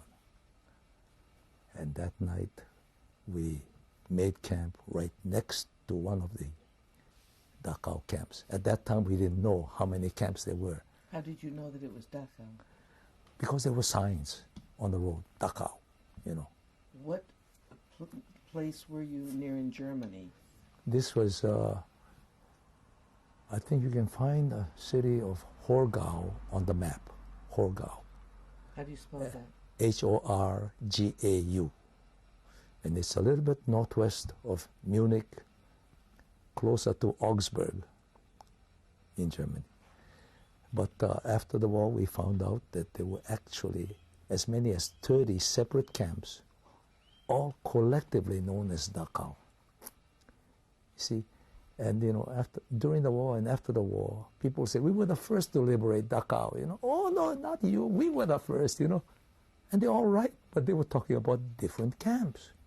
See, yeah, there was a lot of, you know, arguments about who was the first to liberate Dachau, but when there were 30 different camps, you know, they're talking about different ones. Yeah, but anyhow, that night we made camp, you know, right close by one of them, and some of our people went into the camp to see firsthand, you know. I had the opportunity too. By then, of course, the gate was open. It was already under Allied command, you know. Did you see any sign in German other than it said Dachau that said work makes you free, Arbeit? I don't remember the German. Arbeit, no. You didn't We didn't, see- you didn't this see the Dachau sign was on the main highway with an arrow pointing Dachau, you know. Yeah. But anyhow, I went into the camp late that afternoon, and I went into presumably the administration building of the camp. And when I went in, you know, and looked around, at the main, you know, desk or the reception desk, there were some GIs, Caucasian GIs, you know. So others have been there before us, you might say. And I looked around, and there on a sofa was sitting down a man that I recognized immediately, you know, as the Reverend Martin Niemöller. He was a resistance minister, you might say, against Hitler, you know, but he was an inmate of that camp. How did you recognize him? Because in high school, we used to study the Weekly Reader. Do you remember Weekly Reader? And his picture appeared in that, and there was an article about him, you know. From that I remembered, and I recognized him, Martin Niemöller. And I don't know what he was waiting for, but he was sitting there, skin and bones like all the other prisoners, but very composed. He looked serene, you know, just waiting. Yeah. And of course, many years later, after we were out of the army, you know, I had occasion to talk to other people about Martin Niemöller.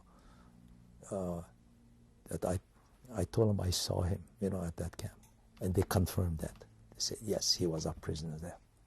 Did he have any identifying triangle or star or anything? No, he was in prison garb, you know, the striped prison garb. But he didn't have any triangle? I or don't think anything he on was his forehead? himself a Jew, no. He was No. German, but he was resisting, and he was a prisoner over there too. And so you had seen, you said, other people on the road that had the same kind of, describe what they were wearing. Well, it looked like, you know, pajamas, but with dark blue and white stripes, you know. And they were really skin and bones, eyes all set in, you know. Just skin and bones, literally. But the orders were out to us not to feed them any of the food we consume, because their system will not be able to handle it. And if we feed them our food, they're going to die, you know. And as a staff sergeant, I was one of those who had to, by example, you know, show the others not to feed them. And that was very hard. See, we had a sump, a 6 feet by 6 feet by 6 feet hole in the ground, where all the leftover food was thrown in and later on covered, Well, that night, of course, everybody, after they ate, would come to this sump to throw away the extra or leftover food. But all around this sump would be these released prisoners. And they're saying in German, warum, warum, if you understand German, why? Why are you throwing the food away? Why don't you give it to us, But we couldn't explain to them. We were under orders that this food is not fit for you guys. You're going to die, And that special food fit for them was being prepared by, our outfit. But we couldn't tell them that. No one was able to explain to them? No one could talk to them? Or Well, were you allowed to? not when I went to the sump anyway. No. Were you under orders not to speak to them? No, no orders against speaking, but the orders were not to feed them. Years later I heard that some people in the other batteries, see, I was in headquarters battery. In other words, all the battalion's top officers were right in our battery, So we under their noses, within sight of all the top officers. Whereas the gun batteries, they were located, away from us. They had only their own battery officers. And I heard that some of the guys fed these prisoners their food. But they died right away, almost. Yeah. Of course, I don't think that's in the record. I don't know if I should have said that. Yeah. That's what you heard, and that's what you're reporting. That's what I heard. Had you heard anything about the concentration camps before you were driving up the Autobahn? Did you know about concentration camps for the Jews and for political prisoners? Well, we had learned a little bit while in school, I think, high school.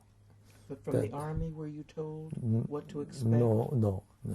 Or that you might run into anything like that? No. The situation was so fast moving, they didn't have time. What were the reactions of the others in your group to what you saw, what you came across?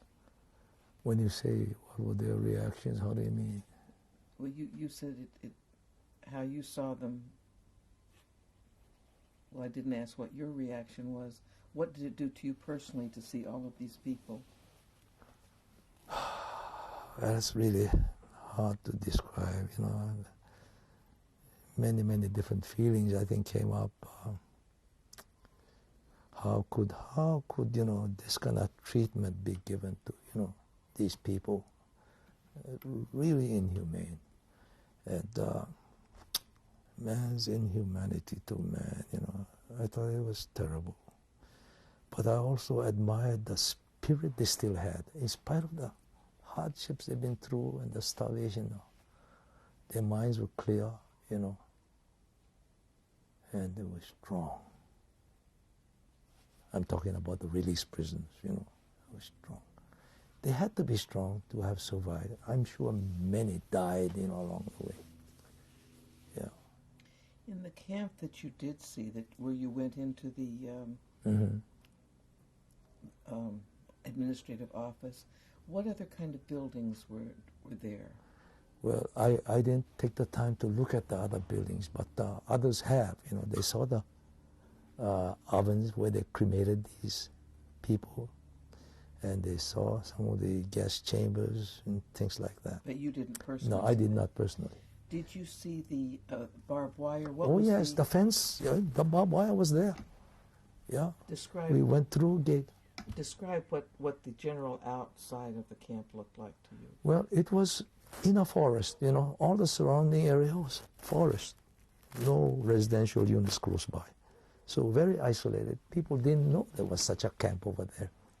No civilians around? No civilians around, but there was a railroad siding over there, and they would bring all the prisoners there and then take all the dead bodies, packed like cordwood and move them around. I don't know when. Did you see those? Did you see those trains? No, I did not. But others say they have, I don't know, maybe they have come and gone. But they also, some people said they saw some of these released prisoners, cutting off strips of meat from dead horses along the road or dead cows, you know, animals that had been killed by artillery fire earlier, you know. And they were cutting strips and eating that. I don't know how they survived, but they said they saw this. Did you see any Germans around? No, they had already, you know, escaped by the time we got there. Do you remember the day of the week or the date that you That we were there? I think it was either April 29th or April 30th. Yeah. What was the weather like? Well, it was still cold. In some places, I think there was snow on the ground yet. Was there snow where you were? Some places, yeah.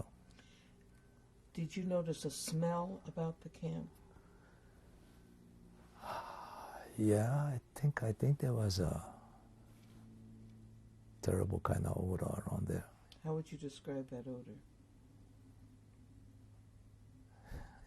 How would you describe it? A smell of death, I guess, you know. Yeah. Did you see any bodies? No, I did not personally. Did the people that you saw some within the camp, and then you saw people walking? Yeah, the gates were correct? open, so they were all able to go out, you know. Were they coming and going from the... No, they were all going out looking for food. Yeah, aimless, you know, just like. But their primary concern was food, looking for food. Did you see anybody with a Jewish star on? Or any? There were triangles too. Did anybody?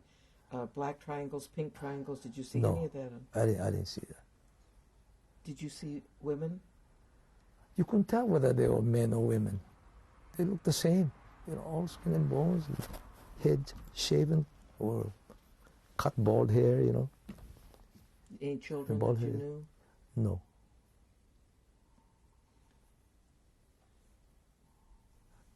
Any other buildings or any other identifying kinds of things? Did they have watchtowers for guards? Yeah, I think there were watchtowers too. Did you speak with anybody?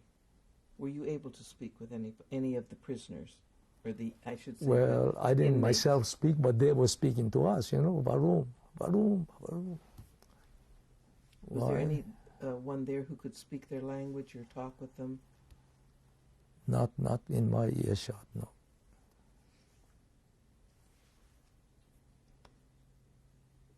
But we only spent one night over there, and the next morning we had to go already. What was the worst part for you? Well, having to throw the food away, you know, when they were there, starving and asking for it. Yeah, it was a terrible feeling. What reaction did you get from those survivors when you didn't give them food? Was there anger, bitterness?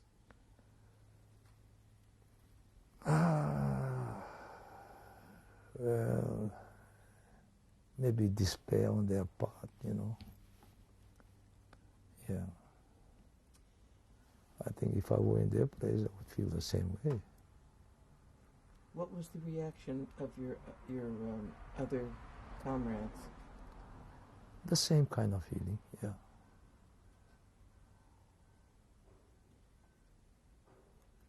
And yet, you know, nowadays we still hear some people say Dachau never existed, you know.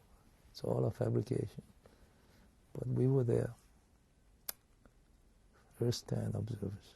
Did you have any opportunity to discuss with what you saw with any civilians there? No. There were no civilians inside.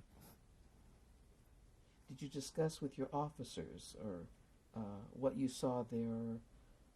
Well, they saw everything themselves too, you know. I was just wondering what their reactions were, if they were. No, I never had occasion to talk to any officer about it. Did you take any photos? Didn't have a camera yet. And you were there. Just how long did you say? Only overnight. And then what? Then where did you go? Well, the war was still on, you know, and we went through Munich, and in Munich we liberated a brewery, and for lunch and dinner over there we had all the beer we could consume. How far was that from where you had spent the night?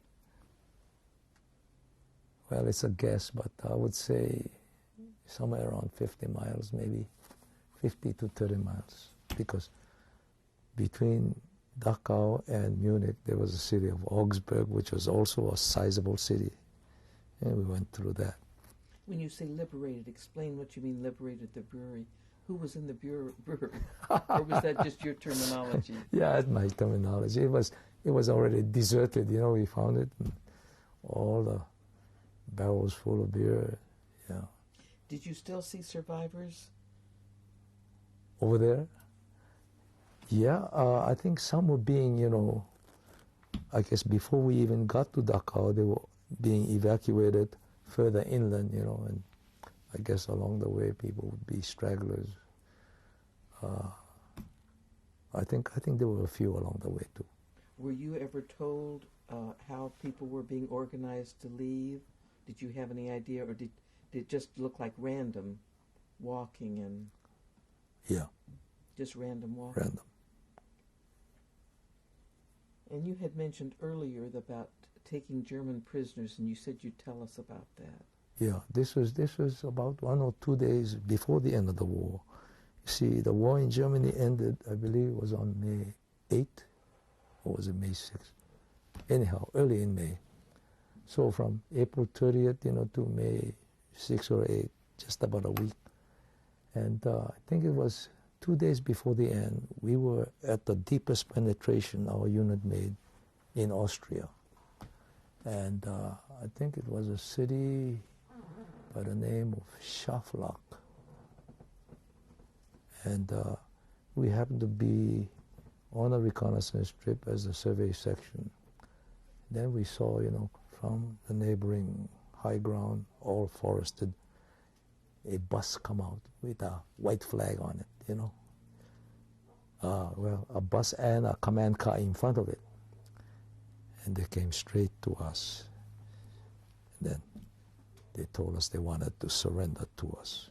You know, I guess they were watching us long enough to ascertain whether, you know, we would accept their surrender or not, or whether we would shoot them, you know, that sort of.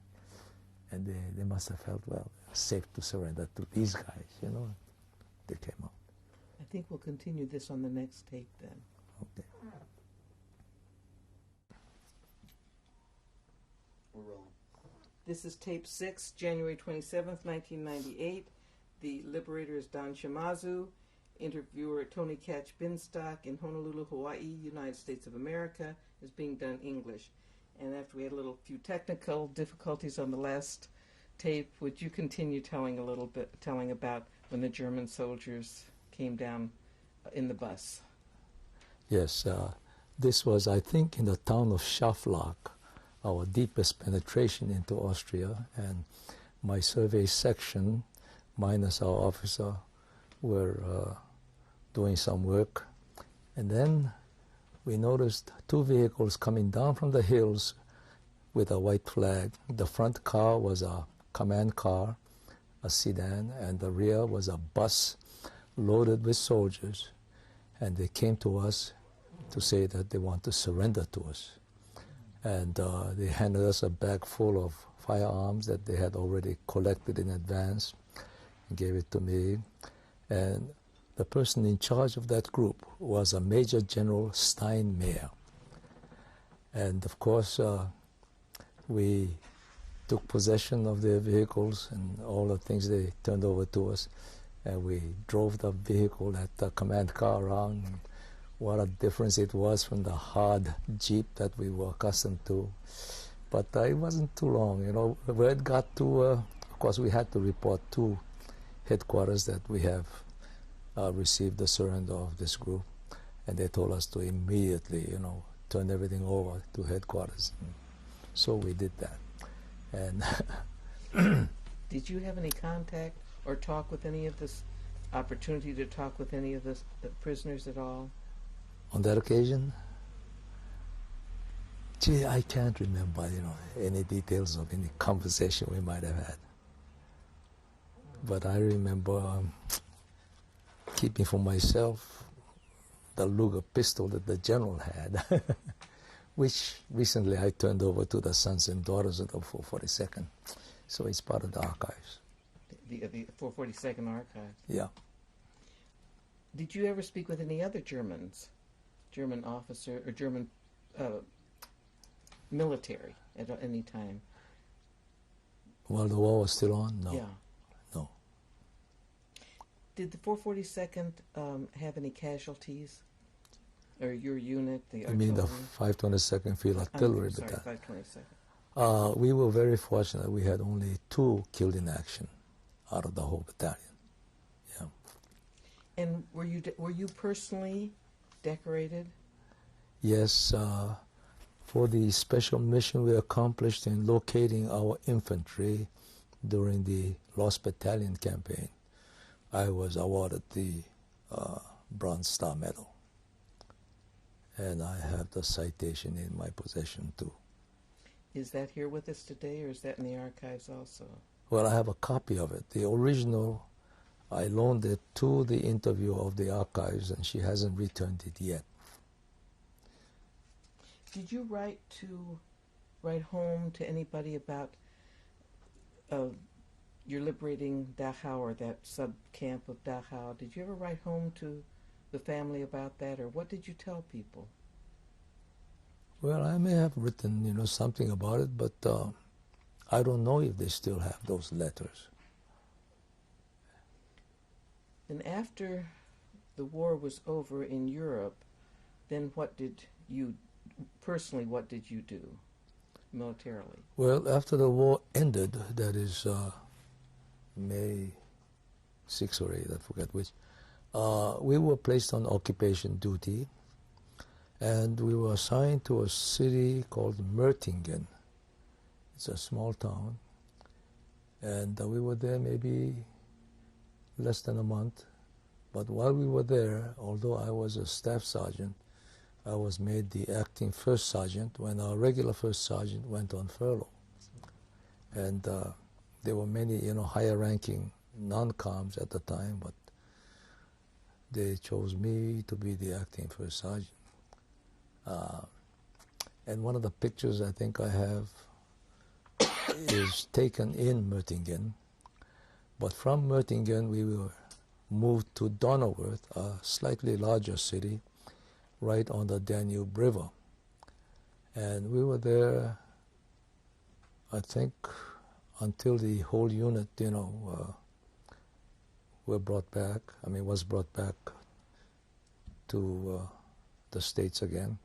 But before that happened, a group of us volunteered for further duty in the Pacific War as interpreters against the Japanese. That war was still not over. And there were a total of close to 50 people. And since I was the ranking non-com of all the volunteers, I ended up being the person in charge of shepherding this group, through all the various replacement depots going backwards. And we had others going in the other direction, coming in as replacements from stateside. And these replacements at each of these different, replacement depots were daily subjected to training routines. And they were trying to make us do the same thing as these replacements, And here we are, veterans already going home, they're trying to put us through all the basic training things, review things, and we complained to the commanding officer of the camp. Hey, we don't need any of this. And finally they got the message, and they left us alone. But it took us a long, long time going from one replacement depot to another. And finally we got home to Boston, and we were treated, as I remember, to a steak dinner the first night over there, which was a nice treat. But in the course of, all the debriefings over there, we were told that we have enough points. They had a point system that if you had more than a certain minimum, you can already choose to be discharged. And we were told that we had enough points, all of us. And the other thing was, if we're going to continue in the service, we have to commit ourselves to 3 years, 3 more years, you know. And to me, that sounded like an awfully long time. So, given the options of, you know, staying in for another 3 years or taking the discharge, I chose to be discharged. And so from there, I got home to Honolulu, and I think it was at Schofield Barracks that I was officially discharged on November 24th, 1945. And of course from there, eventually I got home to Maui. And on Maui, of course this was now late 1945, school wasn't going to start for me until September the following year. So I applied for a job at the Naval Air Station in Kahului, Maui. And I got one as a draftsman and surveyor. And I worked under a person named William Maxwell. He was a Hawaiian, but had a haole name. And he used to tell me funny stories, you know. He would apply himself for jobs, and with a name like Maxwell, they thought he was haole, you know, and they would give him the job. And when he reported for work, oh, you should have seen the surprised faces. Are you Mr. Maxwell? He would tell me, yes, that's me. But those are the kind of stories he used to tell me. But I worked until the beginning of summer. And then I asked for, you know, permission to leave that job because I had to make preparations for school. And I spent the whole summer reviewing all the math books I had from the time I was at the University of Hawaii. Excuse me. College algebra, trigonometry, calculus. I reviewed them all cover to cover, did as many of the problems I could. Because, you know, when I first went to the University of Hawaii, fresh out of high school, see, in high school, I was a straight A student.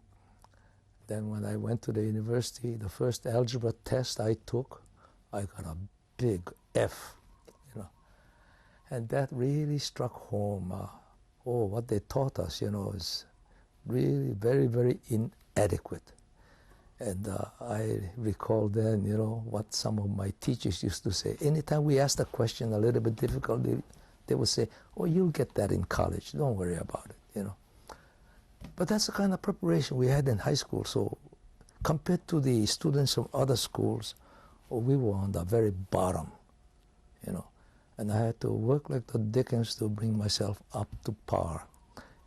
And the whole summer, you know, I was fortunate. My parents let me study morning till night every day. And with that advanced preparation of review on my part, I went to Rose Polytechnic Institute. And there, you know, all the math was duck soup already because I had done it. And in the class I was in, you know, there was a Professor Ross who was teaching us math. I think it was calculus. And he'd be on the blackboard working out a problem, you know. And sometimes even Professor slip, you see, and he would make a mistake and I would nail him right on the spot, you know. And the whole class would turn out, who's that?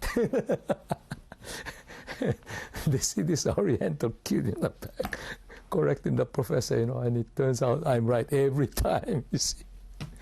Yeah. Where was that school? This was at Rose Polytechnic Institute in Terre Haute, Indiana. Yeah. But it eventually developed to a situation where it was the professor and me only, you know, the rest are miles behind us. Yeah. But that's the way, you know, I started over there, and I finished in April 1949. With a bachelor's degree? With a bachelor's degree in engineering. I finished with honors there. And then my professor, you know, of engineering, Dr. McLean, Professor McLean, recommended I go to University of Illinois because most of the professors over there are familiar with, you know, all the teachings of one of the leaders of the profession, Professor Hardy Cross. He says, that's the best school for you, you know. So I chose that school. And of course, to give you an idea of how good Rose Polytechnic was, you know, it was a little-known school. And yet, because of the kind of instruction I got there, most of the things at the University of Illinois was review for me. You know, by that time, people hardly knew about Rose Polytechnic Institute. Now it is known as Rose-Hulman Institute, and it is in the top 5 undergraduate schools of the country. You know, they can rub shoulders with the likes of MIT and Caltech and Cal Berkeley and schools like that, you know. And you got your a degree from there? I got my degree in 1 year. I had to work like the dickens to do it, but I got my master's degree from Illinois. And after my first semester there, I started applying for a permanent job, you know, and of course, many places, including my old hometown, Punene, you know. And they responded right away. Says, never mind your additional study. We want you right now. Come on back, you know. Of course, in the application, I had given them references to check with, and apparently they did, with Professor McLean at Rose and with Professor Shedd at Illinois. And they must have written something terrific for me.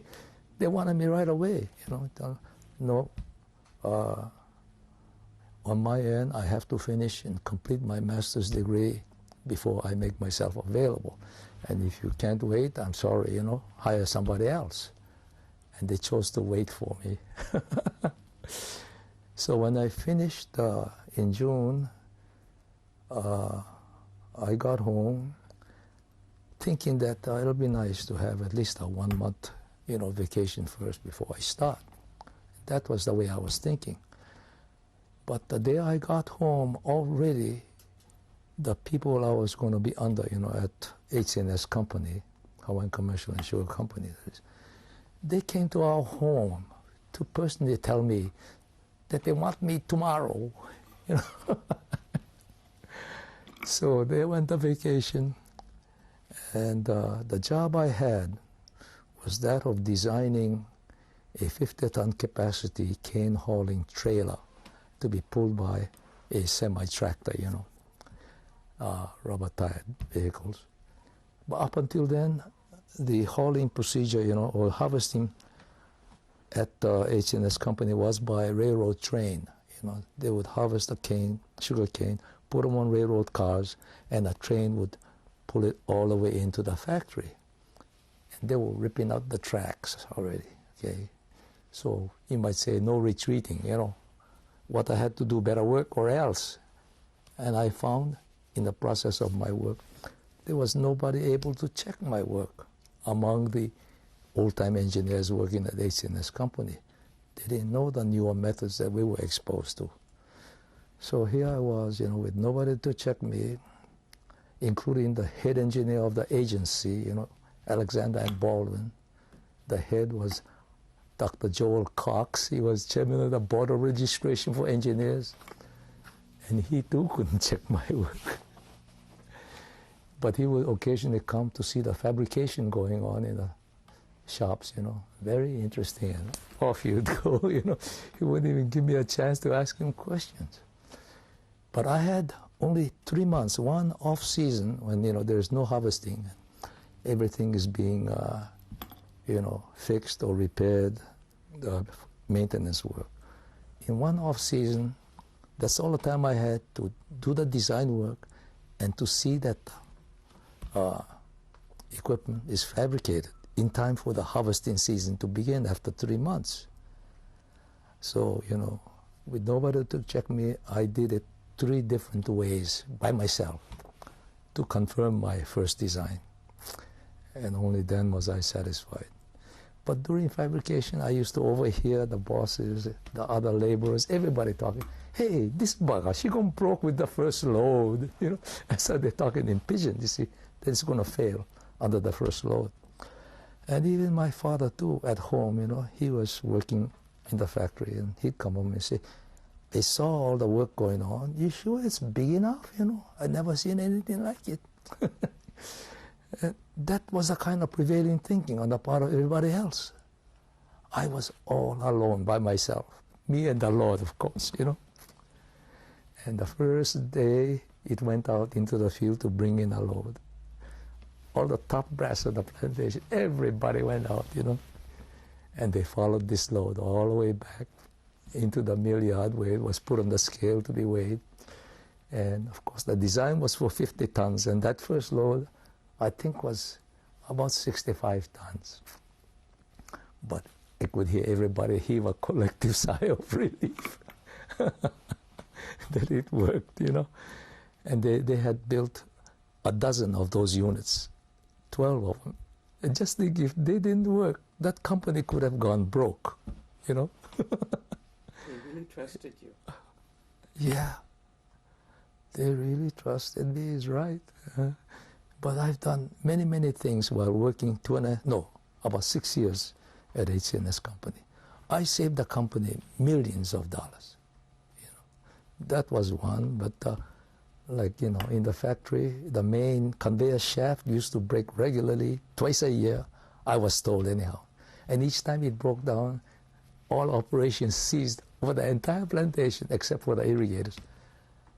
And it took 2 weeks to repair this failure. So just think, how much money was being lost from that one failure. And this occurred twice every year. And they told me, see what you can do about fixing that one, And I did. And after I designed a new one for it, from then on, no more failures. But the people, on the front lines working in the factory would say, hey, that Carmichael in the machine shop, terrific guy, he fixed the main shaft, now it doesn't break. They're giving him the credit. They fabricated it based on my design, see, but they get the credit. But that's another example, many, many others like that. Yeah. And tell me about your personal life. Did you start dating and? Well, yeah, in due time, yeah. I came back after I got the job. I was working, of course, very hard right through. Anyhow, after that first job of designing that, cane hauling trailer, I was transferred to one of the subsidiary companies, the East Maui Irrigation Company, which used to do all the real estate work for the company. And about that time, they were developing what is now known as Dream City, or Kahului, At that time, they referred to it as Dream City. And this was a brand new development, and everything was built from scratch. And I was involved in the planning of that. The roads, the sanitary sewers, the water distribution system, all that kind of thing. And everything was built, no problems. And after that was built, gradually they started to break down the old plantation camps to convert them to additional sugar fields, Yeah, so from the early days in Punane, we moved to Kahului after Dream City was finished. And, before we moved, I think I got married already. I started going to Punane Church, which was a Christian church. And, I served in many capacities. And there was a girl, who used to come and visit my sisters. They were classmates. She had just come back from the university. She was still a freshman for the summer vacation. And I knew she was visiting all the time, but I never really, had any interest in her. Nothing registered.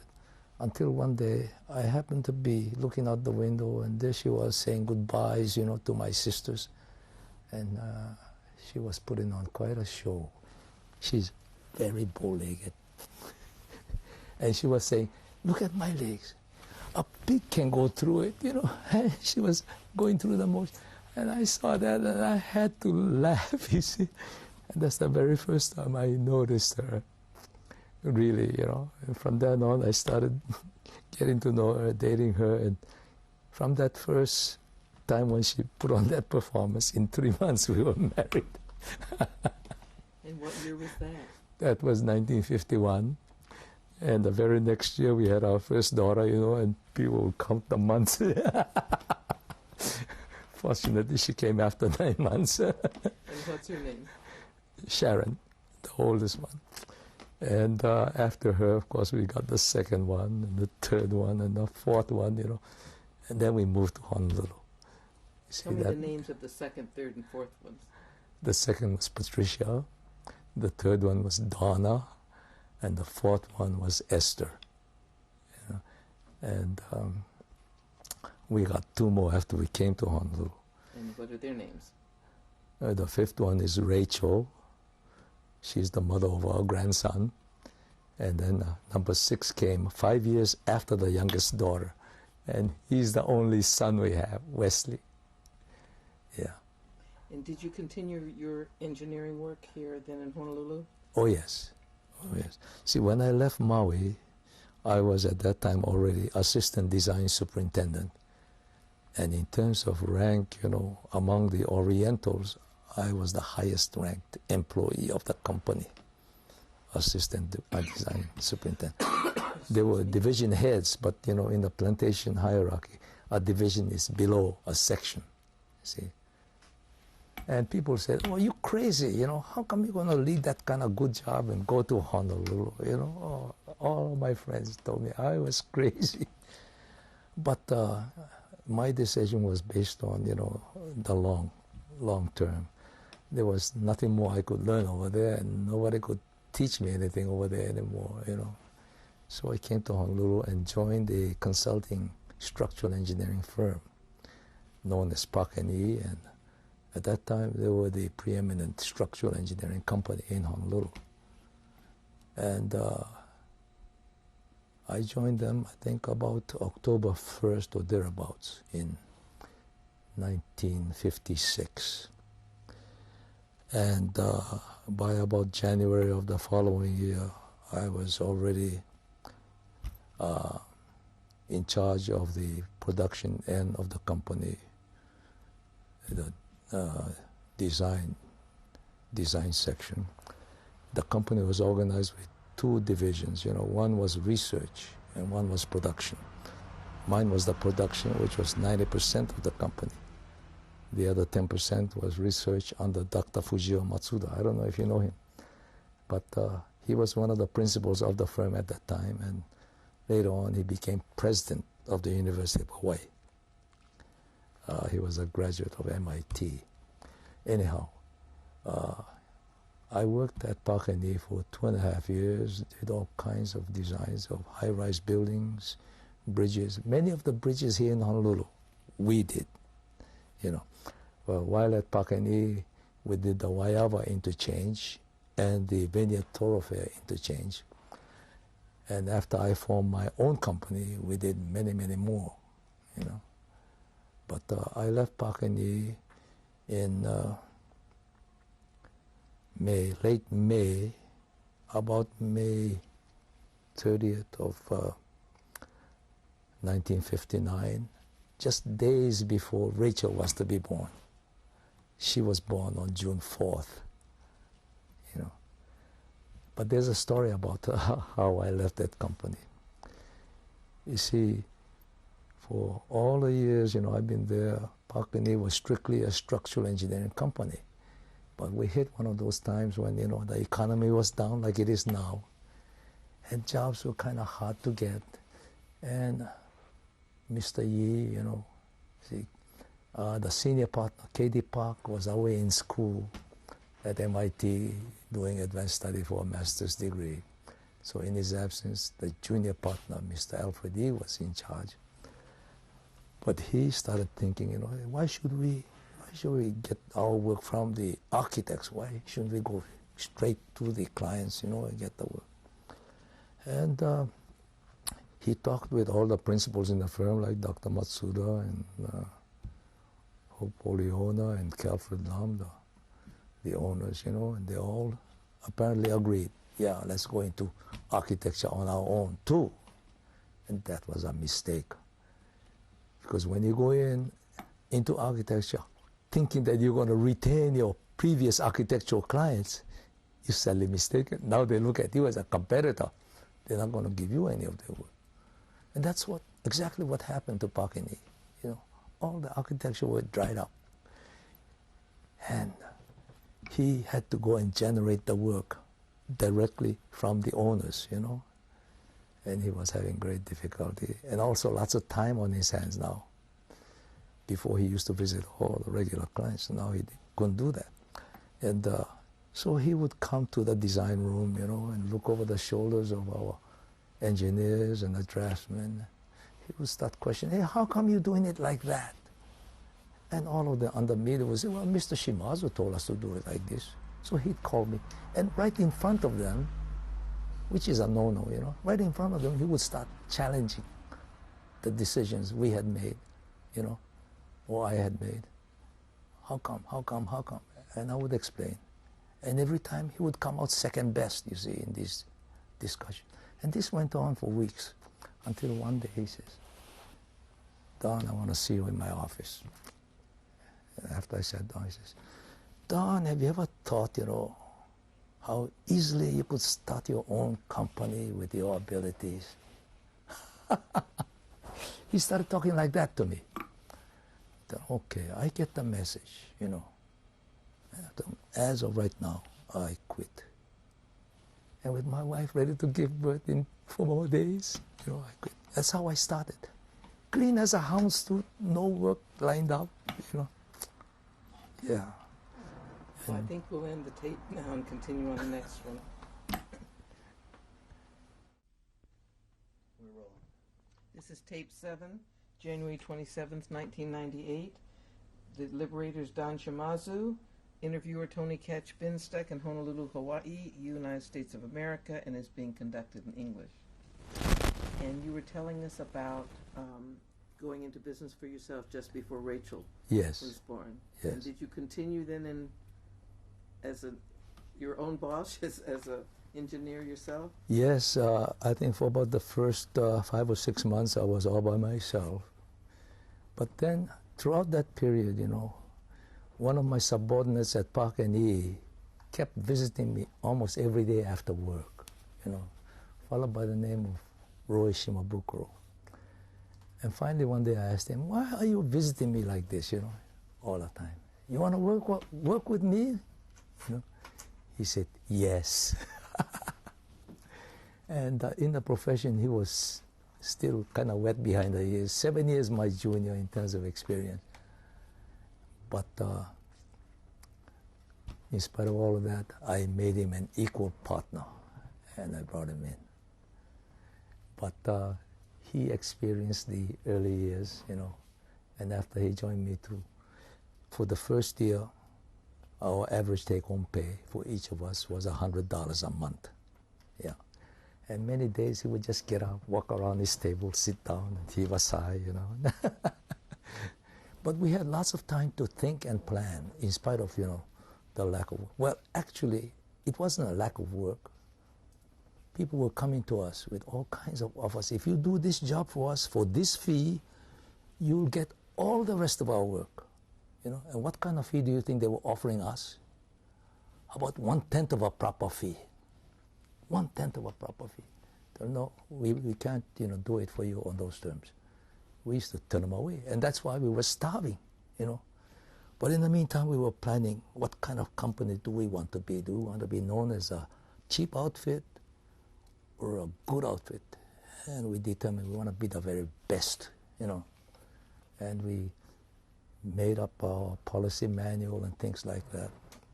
And the second year, you know, the same ones we turned away started coming back, ready to, you know, hire us on our terms. And then we started doing well. And of course, one of the clients Park and E used to have was Mr. Vladimir Osipov. He was the Dean of Architects in Hawaii. Of course, he was using Park and E, you know, but I would go and visit his office because, well, we knew each other already from way back. And all the time, you know, Val would say, Don, what are you doing here? You know, we're not using you. Don't waste my time or my men's time. And yet I used to make a nuisance of myself. So he started giving me small jobs, you know, design this one beam for me, another beam here, small little jobs.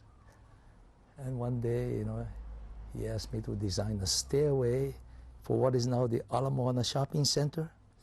That was initially designed by John Graham architects and engineers from the mainland. They did the master plan, they designed all the shells of the buildings. But for the interior finishings, they allowed local architects to be engaged, you know. But all their work had to be sent to them and okayed before construction was allowed. And Osipov had a shop there, you know, for Carol and Mary, a dressmaking shop. And it was an office with 2 levels. The lower level with a mezzanine. And it was to be connected by one walk-up stairway, what is called a scissor stairway, supported only on top and on the bottom with a landing in between. So it did that, you know. And he didn't want any intermediate supports, just attached top and bottom. And it had to be thin enough so that he could cement plaster the whole construction and still make it look skinny. So it was a tall order, you know. But I designed it, and using the concept of plate theory, where others would use beam theory only. See, I used plate theory, and because of that, I could develop something very stiff and skinny, and I submitted that to Val. He, in turn, sent it to the mainland. And then one day he calls me, Shimazu, you know what I got from the mainland engineers? Hold on to your seat. They say your design isn't going to work. What have you got to say? You know. I told him, Val, for that design, I'll put my head on the block. And Val said, that's good enough for me. The hell with the mainland engineers. We're going to build it. You know, he took my word for it because I said I put my neck on the block. We built it, and it met all the expectations. And from then on, he started giving me all his work. The heck with Park and Hee, you my engineer from now. You know. And people used to say, you lucky, Don, you have a client like Val Osipov. They don't know the whole story. Yeah. But we became known as, you know, a high-priced engineering firm. We had top clientele. And all that we lost the first year, we made back many times over in the years to come, you know. Now, are you still actively, do you still work? No, I retired 12 years ago, but that company has grown. At the time I retired, see, Hawaii doesn't need too big a firm. We had 12 people on our staff. That was big already, you know. We were among the larger ones. And after I retired, the first year after I retired, I don't know why, they had to hire twice as many people. So I used to think, did I leave that big a hole that they couldn't fill without more people? But to the day I retired, I was checking all of their work, everybody's work. I was quality control #1 man, you know, in addition to going out to get the work and all that. And until the day I retired, I was checking, and we had 3 projects, each one over $100 million in value. One being done by one principal, another one by another partner, and a third by still another partner. And in every one, I used to find critical mistakes. But that was the story of my working years. I would check and I would, you know, find critical mistakes. And because of that, we had no problem, no failures anywhere, no suits. Whereas other companies, many of them, you know, have all kinds of suits. But I retired in January of 1986, and the company put on a terrific party for me, a retirement party. And that picture is, you know, one that commemorates that occasion. And since then, of course, I've been enjoying myself, investing in stocks, going fishing when I feel like it, active in our church, and I teach Aikido, one of the martial arts. So the days are too short even now for me. Not making money, but just, you know, doing the things that I do. Let me go back and ask you a couple of questions related to your wartime experiences, especially the liberation, which we're interested in. Mm-hmm. Did you tell your family about what you experienced and what you saw in the camps? I must have, you know, I must have. And have you ever spoken to any groups or anything about that since you've been back? Oh yes, we had the Hawaii Holocaust Project, you know, with Judy Waitman and Linda Menton and Andy Mirikitani, who was my interviewer. And there are videotapes made of that. and an oral history, record. I didn't ask you, but after you saw all that killing, and when you came back, how was it to readjust to civilian life? Do you have any trouble? Well, I don't know if you can call it trouble, but after all the wartime experiences in civilian life, nothing bothered me. Nothing bothered me already, I've seen people die on the battlefield, bleeding to death. So all the little things that bother other people didn't bother me at all. And well, in the family life, of course, all housewives are the ones who have to worry about the details, the minutiae, And my wife used to get very frustrated sometimes because I don't look at things the way she does. It never bothered me. Yeah, and that's true even to this day, I guess. Do you have any dreams or nightmares about either the wartime experiences or seeing the camps? Nightmares? No, I don't think so. Have you discussed your experiences, and do your children know about the Holocaust and what happened? I try to tell them, but they have so many of their own interests. They don't have the time to sit down to listen. And that's true with so many families. But I've been writing letters to them too, and I hope some of it sinks. Do you think your wartime experiences and, experiences in liberating Dachau affected your attitudes and values in life? Oh, I'm sure it has.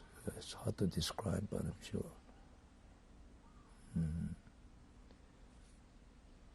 See, after, facing death, on the battlefield, there are times when you think, well, this is it, and your whole life flashes in front of you in an instant, That kind of experience, yeah.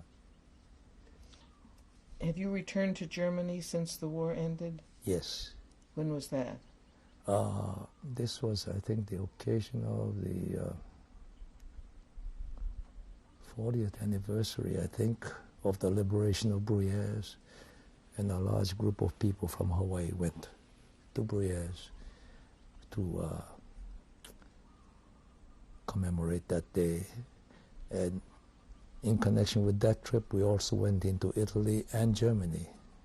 And in Germany, we went to Dachau. And we saw all the exhibits now, because it's a museum today. Yeah. Do you keep in touch with people from your unit today? Yes. We have a veterans, organization. The 442nd Veterans Club is the mother club. And under that, all the infantry companies, the artillery batteries, and the engineer company, they all have chapters. And mine is now the 522B chapter, which includes people from Headquarters Battery, B Battery, and Service Battery. And I'm president of that group right now. Have you had any contact with any survivors of the camps here on the islands, or any dialogue with them ever? Yes, we've had contacts. We've had, special services at Temple Emmanuel, the Jewish, synagogue. And while there, of course, we met survivors. Is that the Yom HaShoah, the Day of Remembrance? Yeah, Yom HaShoah, that's right. And you did the oral history, you said. Uh-huh. Do you feel like you have any long-term effects, either physically or psychologically, from your wartime experiences? I don't think so, and I have God to thank for that. Yeah, I've always been close to God right through. What do you say to those who said the Holocaust never happened? They're full of baloney. They don't know what they're talking about. We've been there, we saw it ourselves, firsthand. It did happen.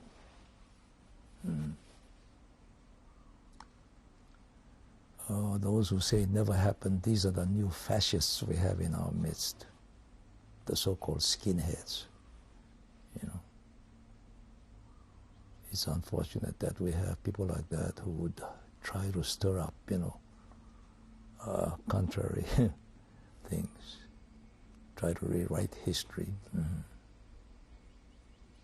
And now that more than 50 years has passed since the end of the war, I beg your pardon? now that more than 50 years have passed since the end of the war, Yes. what message would you like to leave for your children and grandchild, or for the rest of the world, in terms of what you saw in the Holocaust?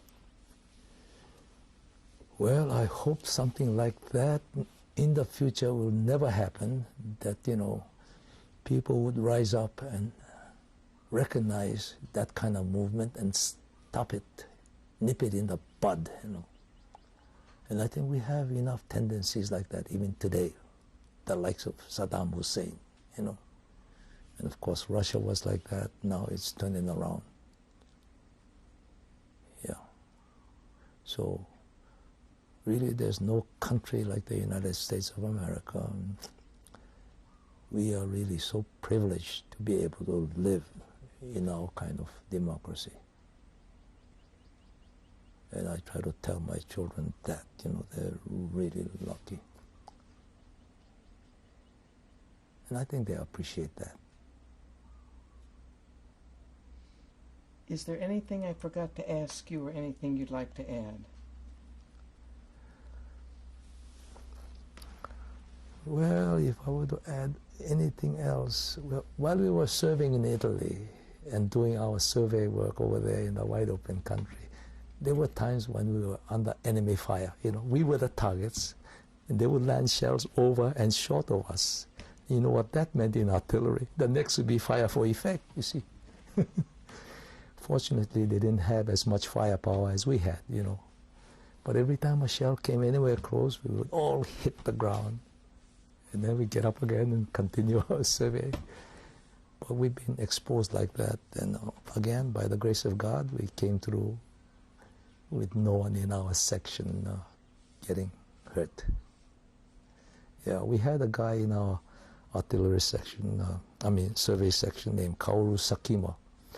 He was the one-man entertainer, in our section. And sometimes, in the worst kind of situations, he would jump up and try to click his heels 3 times like Nijinsky used to do, And he would regale us like that. Or he would sing Danny Boy, the song. Or he would sing Rock of Ages. He was great. He used to make others relax. Yeah, Kaoru Sakima. He's in that picture. Well, we'll take a look at those pictures. Well, I want to thank you so very, very much for participating and giving your own testimony and witness to what you experienced. And on behalf of the Shoah Foundation, I thank you. Well, I hope this will be a contribution. But thank you for allowing me.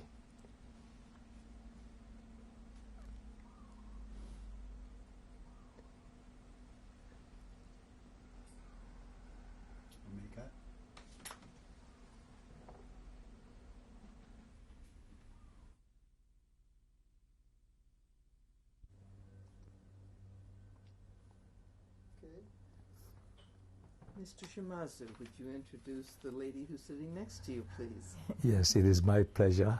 This is my wife of 46 years, Chiyoko Imao Shimazu, the mother of my 6 children. Very nice to have you on film. Thank you so much.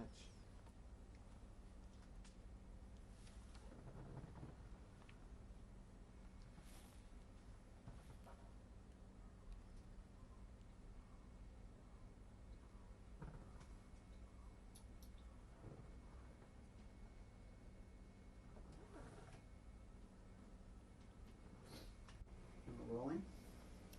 And tell about this, please, Mr. Shisamu. Sorry.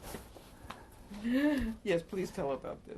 Well, this is a picture of the home in which my wife grew up in, and this is drawn by our oldest daughter, Sharon, and the date of that drawing is January 1st, 1991.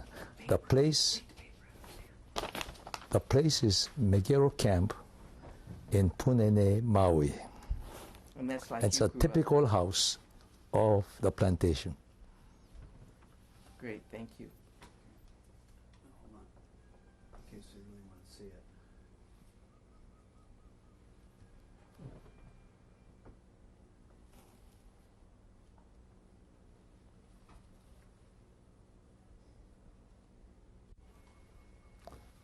This is a picture showing 3 members of the survey section of the 522 Field Artillery Battalion taken somewhere in Italy, and we are shown here eating our K rations.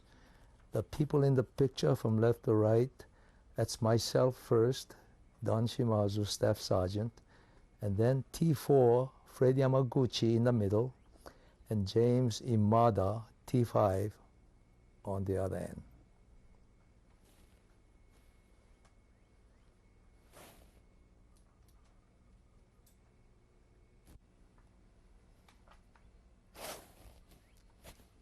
In this picture, This is a picture of me, Staff Sergeant Don Shimazu, taken in a place called Col de Brau in southern France during the Champagne campaign.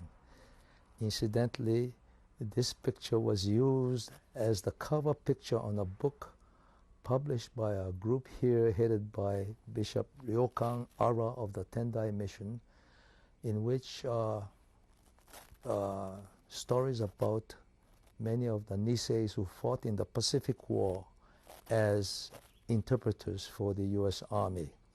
And the reason they chose my picture for the cover is because Bishop Ara felt this was most representative of the Nisei from Hawaii.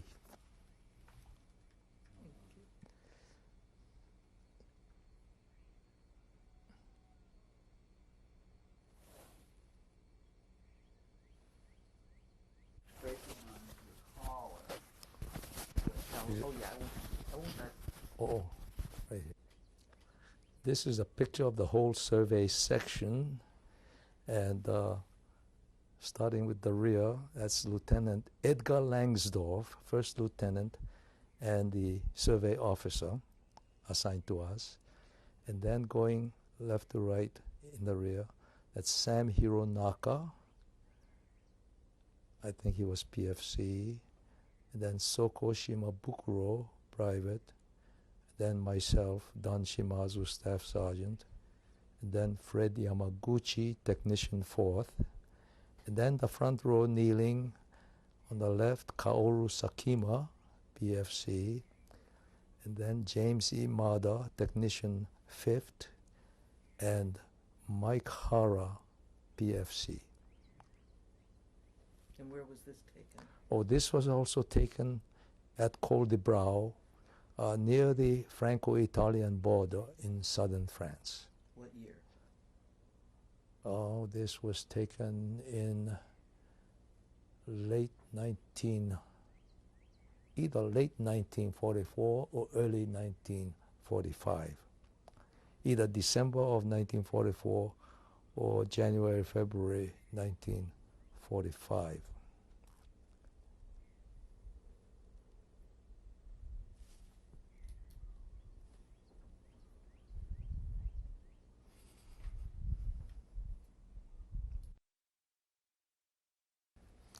This is a picture of me taken in Möttingen after the war was over in Germany, and we were on occupation duty.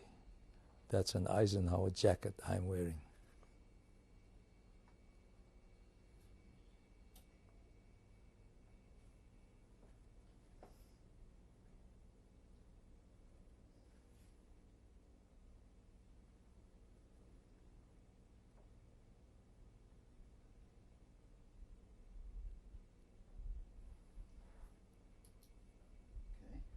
Okay. Great. Okay, next.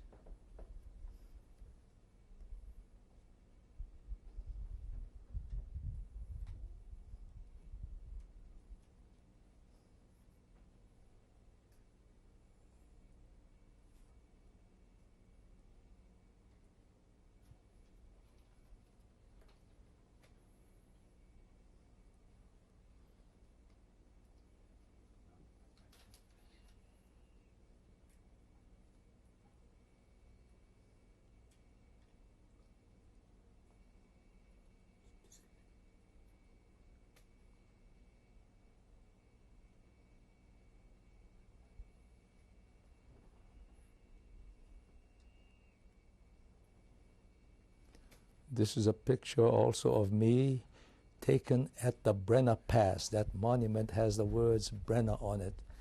And I think it is sometime after the war ended in Germany.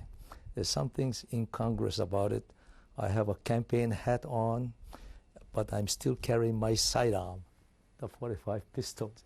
So hard to make out when that was taken. But I'm sure after the war was over.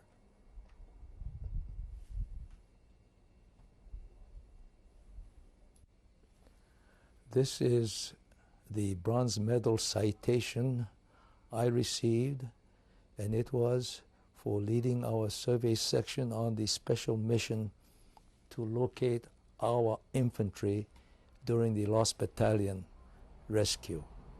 It was in a place where the growth was so dense, trees and bushes, that they were unable to locate themselves on the map. And we had to do it going through enemy minefields and all kinds of dangers.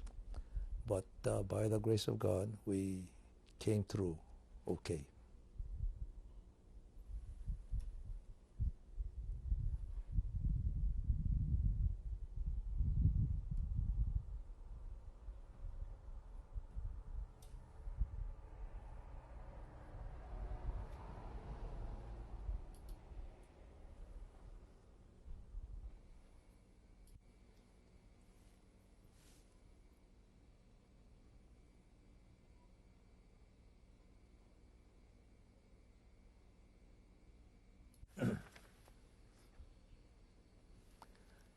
This shows the Bronze Star Medal that I received. Other ribbons on the bottom are for things like Good Conduct Medal and different campaign medals.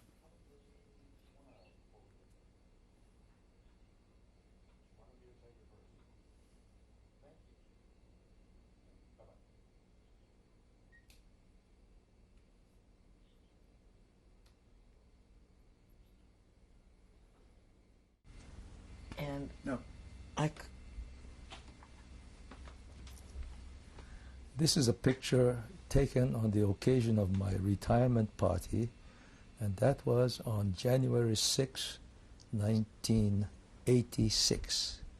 It shows my whole family plus my brother, but let me give the names from left to right. On the extreme left is Rachel, our youngest daughter, then my brother Utaji in the back, then our one and only son Wesley, then our oldest daughter Sharon, and myself, my dear wife, and then Esther, who is number 4, and then Patricia, our second daughter, and Donna, our third daughter. So 5 girls and 1 boy, and my wife and my brother in that picture. was that taken here in Honolulu? Yes, it was taken at the Royal Hawaiian Hotel, I think.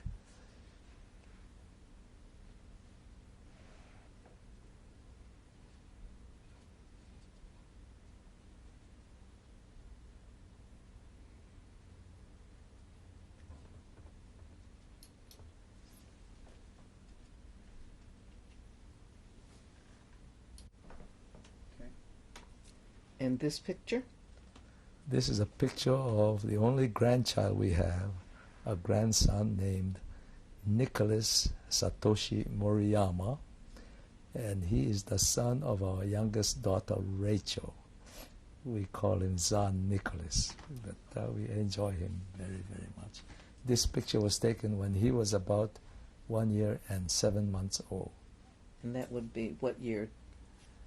The end of 1975. He was born May 21st, did I say 75? 1997. He was born in 1996, May 21st. Thank you. Mm-hmm.